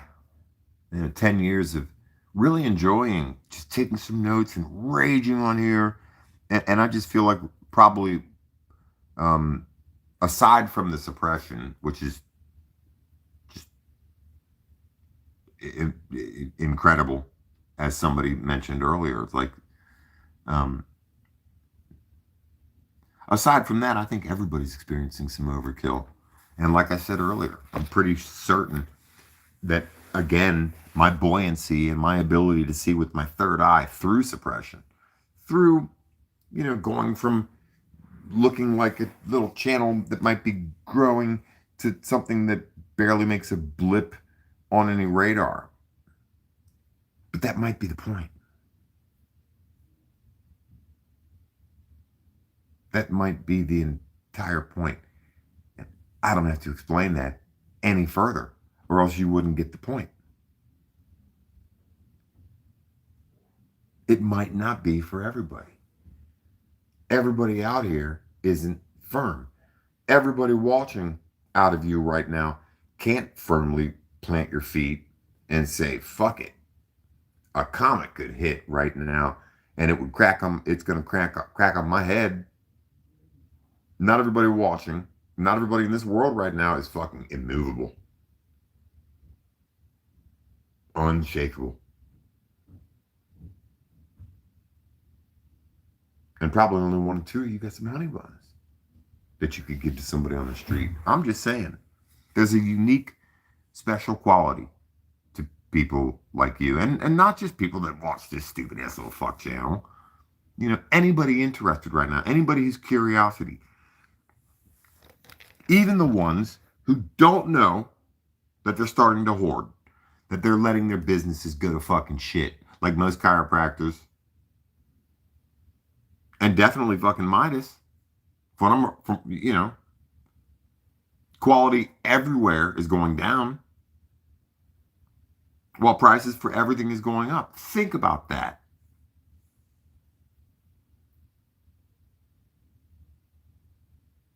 Whether it's forced or in regards, in my opinion, to a lot of local medium, businesses or chains, it's either forced, people like farmers and stuff that have to kind of raise their prices and shit, or places like Midas, the fixture companies that are used to us, the big chains. I'm not going to sit here and dig a hole for myself or, you know, anything like that. Just the obvious.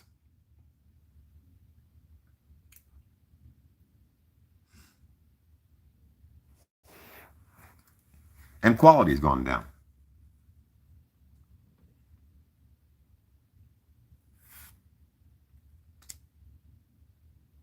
And faith has gone down. And you've got somebody like me who cannot find help from medical professionals because the status quo now is to find the vulnerable, the you can't call me middle class anymore, so you have to say upper lower class. You know, I have to expect to be given a number with a tag and told to wait for my healing, to wait for a cessation to pain, to wait for an improvement in the quality of life that I have, and come back 3 or 4 times a week for 5 months. Just an incredible display of even a knowledge, because the medical community can't do that anymore. My doctor couldn't about 10 years ago. It started. I just asked a few questions about the sun. Is the intensity of the sun increasing? These are rather odd questions. I just said, Doc, just tell me. Well, actually, there is an increase in skin cancer. Yes, I have. Anything else? No. And then he retired, and and I called that office about 2 weeks ago just to schedule an appointment to get in so I could just get my fish oil, my omega-3 thing from.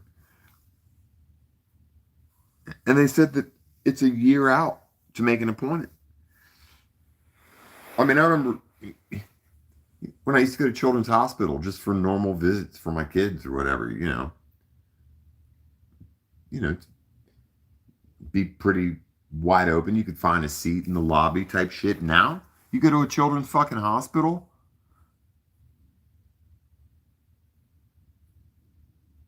Good luck finding room. Good luck being able to walk through all the sick little kids, all the kids with cancer, all the fucking kids in wheelchairs, all the kids who's got a parent pushing an ID along with them, all the kids prepping for fucking surgery, all the kids, all the kids, all the kids, mostly from really weird genetic shit, leukemia, cancer, and all that other fucked up stuff that's happening to kids that society just is normalized to now. Children's hospitals are fucking packed every day with fucking kids that live there.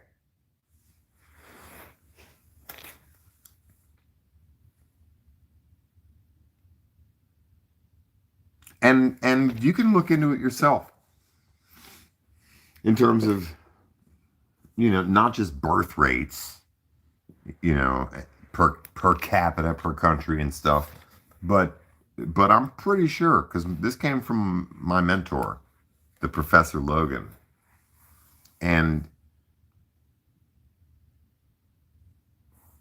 just do your own research. Why would something come back in time?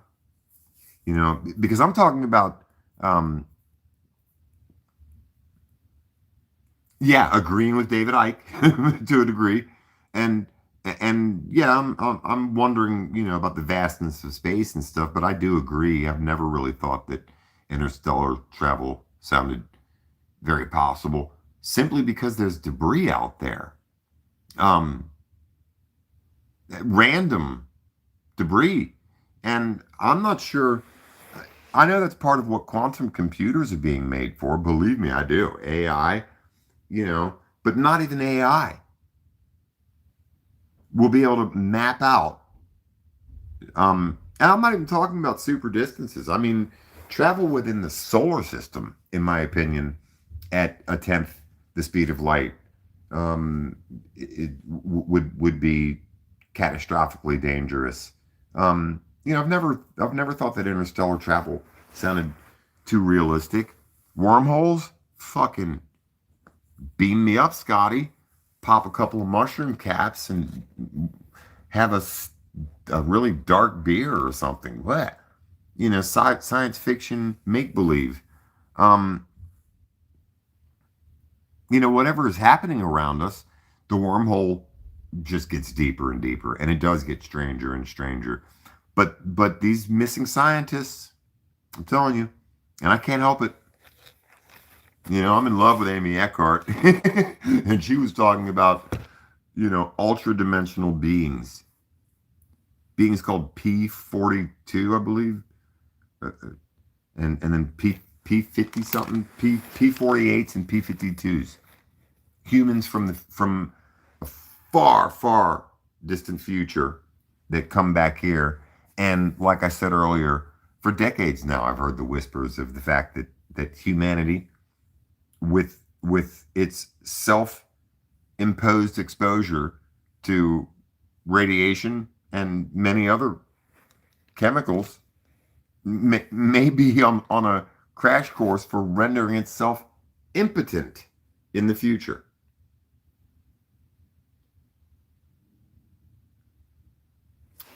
As we seem to be aggressively wiping out everything else that we can along the way.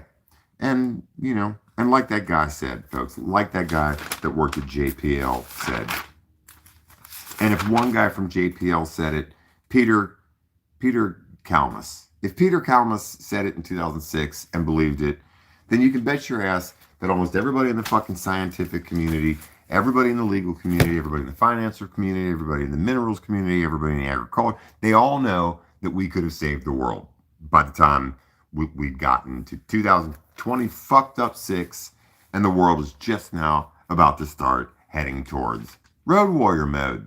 It's fucking great. What a wonderful fucked up time to be alive. If you're a super Christian or something like that, you might be, well, you're a little upset. Well, yeah, because I'm not ready for this heat, and I got to work out in this shit. I'm kidding. I mean, I'm not kidding, but I just can't be pretty in the face of so much suppression. But that's all right, though. I mean, again, we've been almost as if people like you and I have been hand selected to weather the storms of life. And I don't want to say in preparation for what? The heat? What am I going to do? Put on a cape? Fly around the world and fucking use Superman cool-off breath? Nah. We're all about to have to bite the bullet and fucking really, really see, when the going gets tough, the tough get going. And do yourself a favor. Practice combating anything that resembles invasive thoughts or depression or anxiety. It usually is accompanied with some kind of shitty thinking. I'm telling you, sing some Sesame Street in the motherfucker. Come up with some silly, random shit. I'm telling you. Use music. Use some Commodore. Use some fucking Weird Al Yankovic. Just eat it. Eat it. No one wants to be deleted. Show them you're chunky. Wrong is your fight. Honey bun action. Give me a light. Gonna grill it, grill it, grill it. Do-do. Grill it, grill it.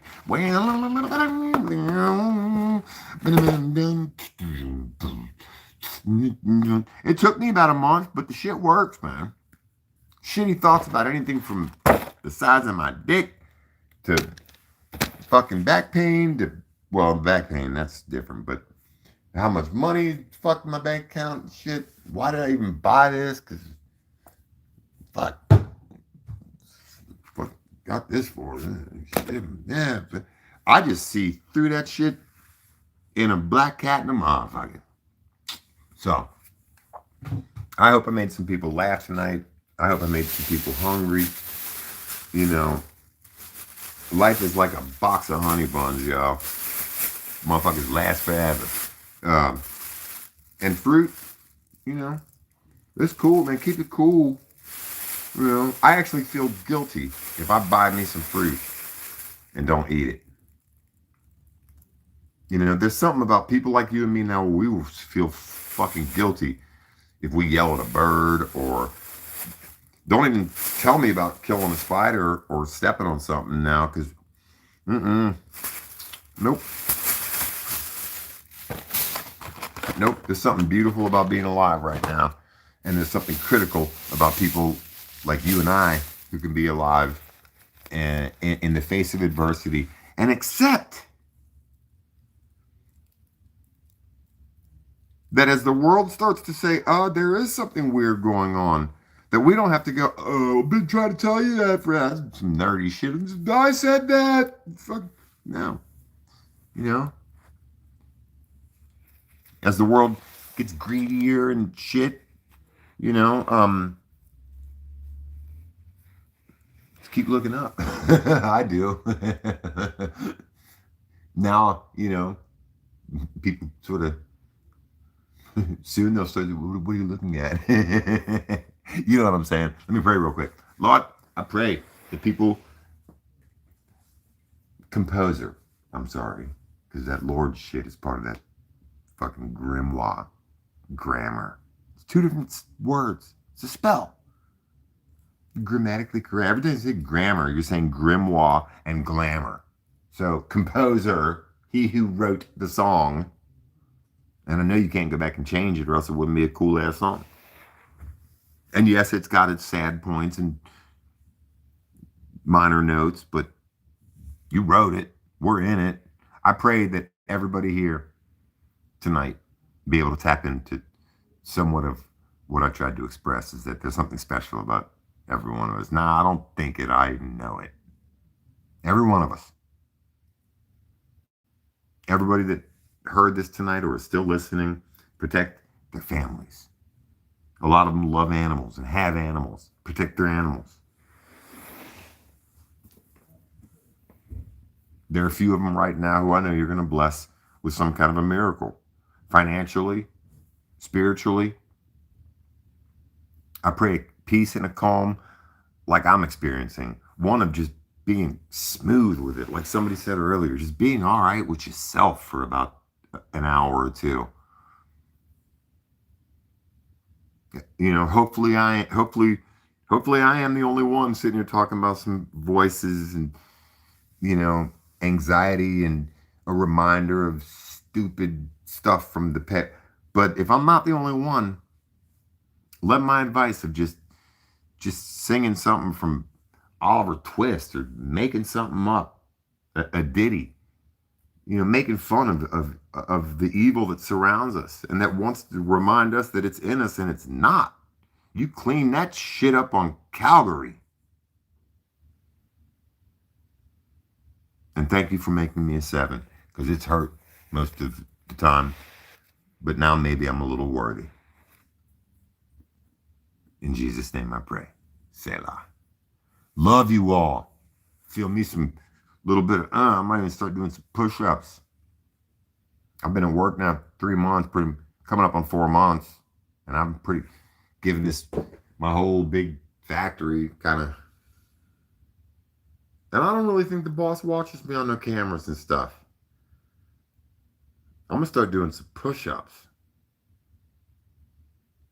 Because I hurt, you know. And I will take I will take steps to get my back worked on and stuff. And let's all talk. Email me. We will plan a trip. If it's not to to in Indiana to Seven Falls, then we'll plan one to Serpent Mountain or somewhere close to y'all. Because again, I'll drive. I thought an hour was a long drive, and then I did Colorado, back to Cincinnati, up to Michigan. Oh my gosh, some trips would be fun, and I need one. It's the captain, y'all. Stay nibby. Peace. Sleep tight and don't let the Anunnaki bite.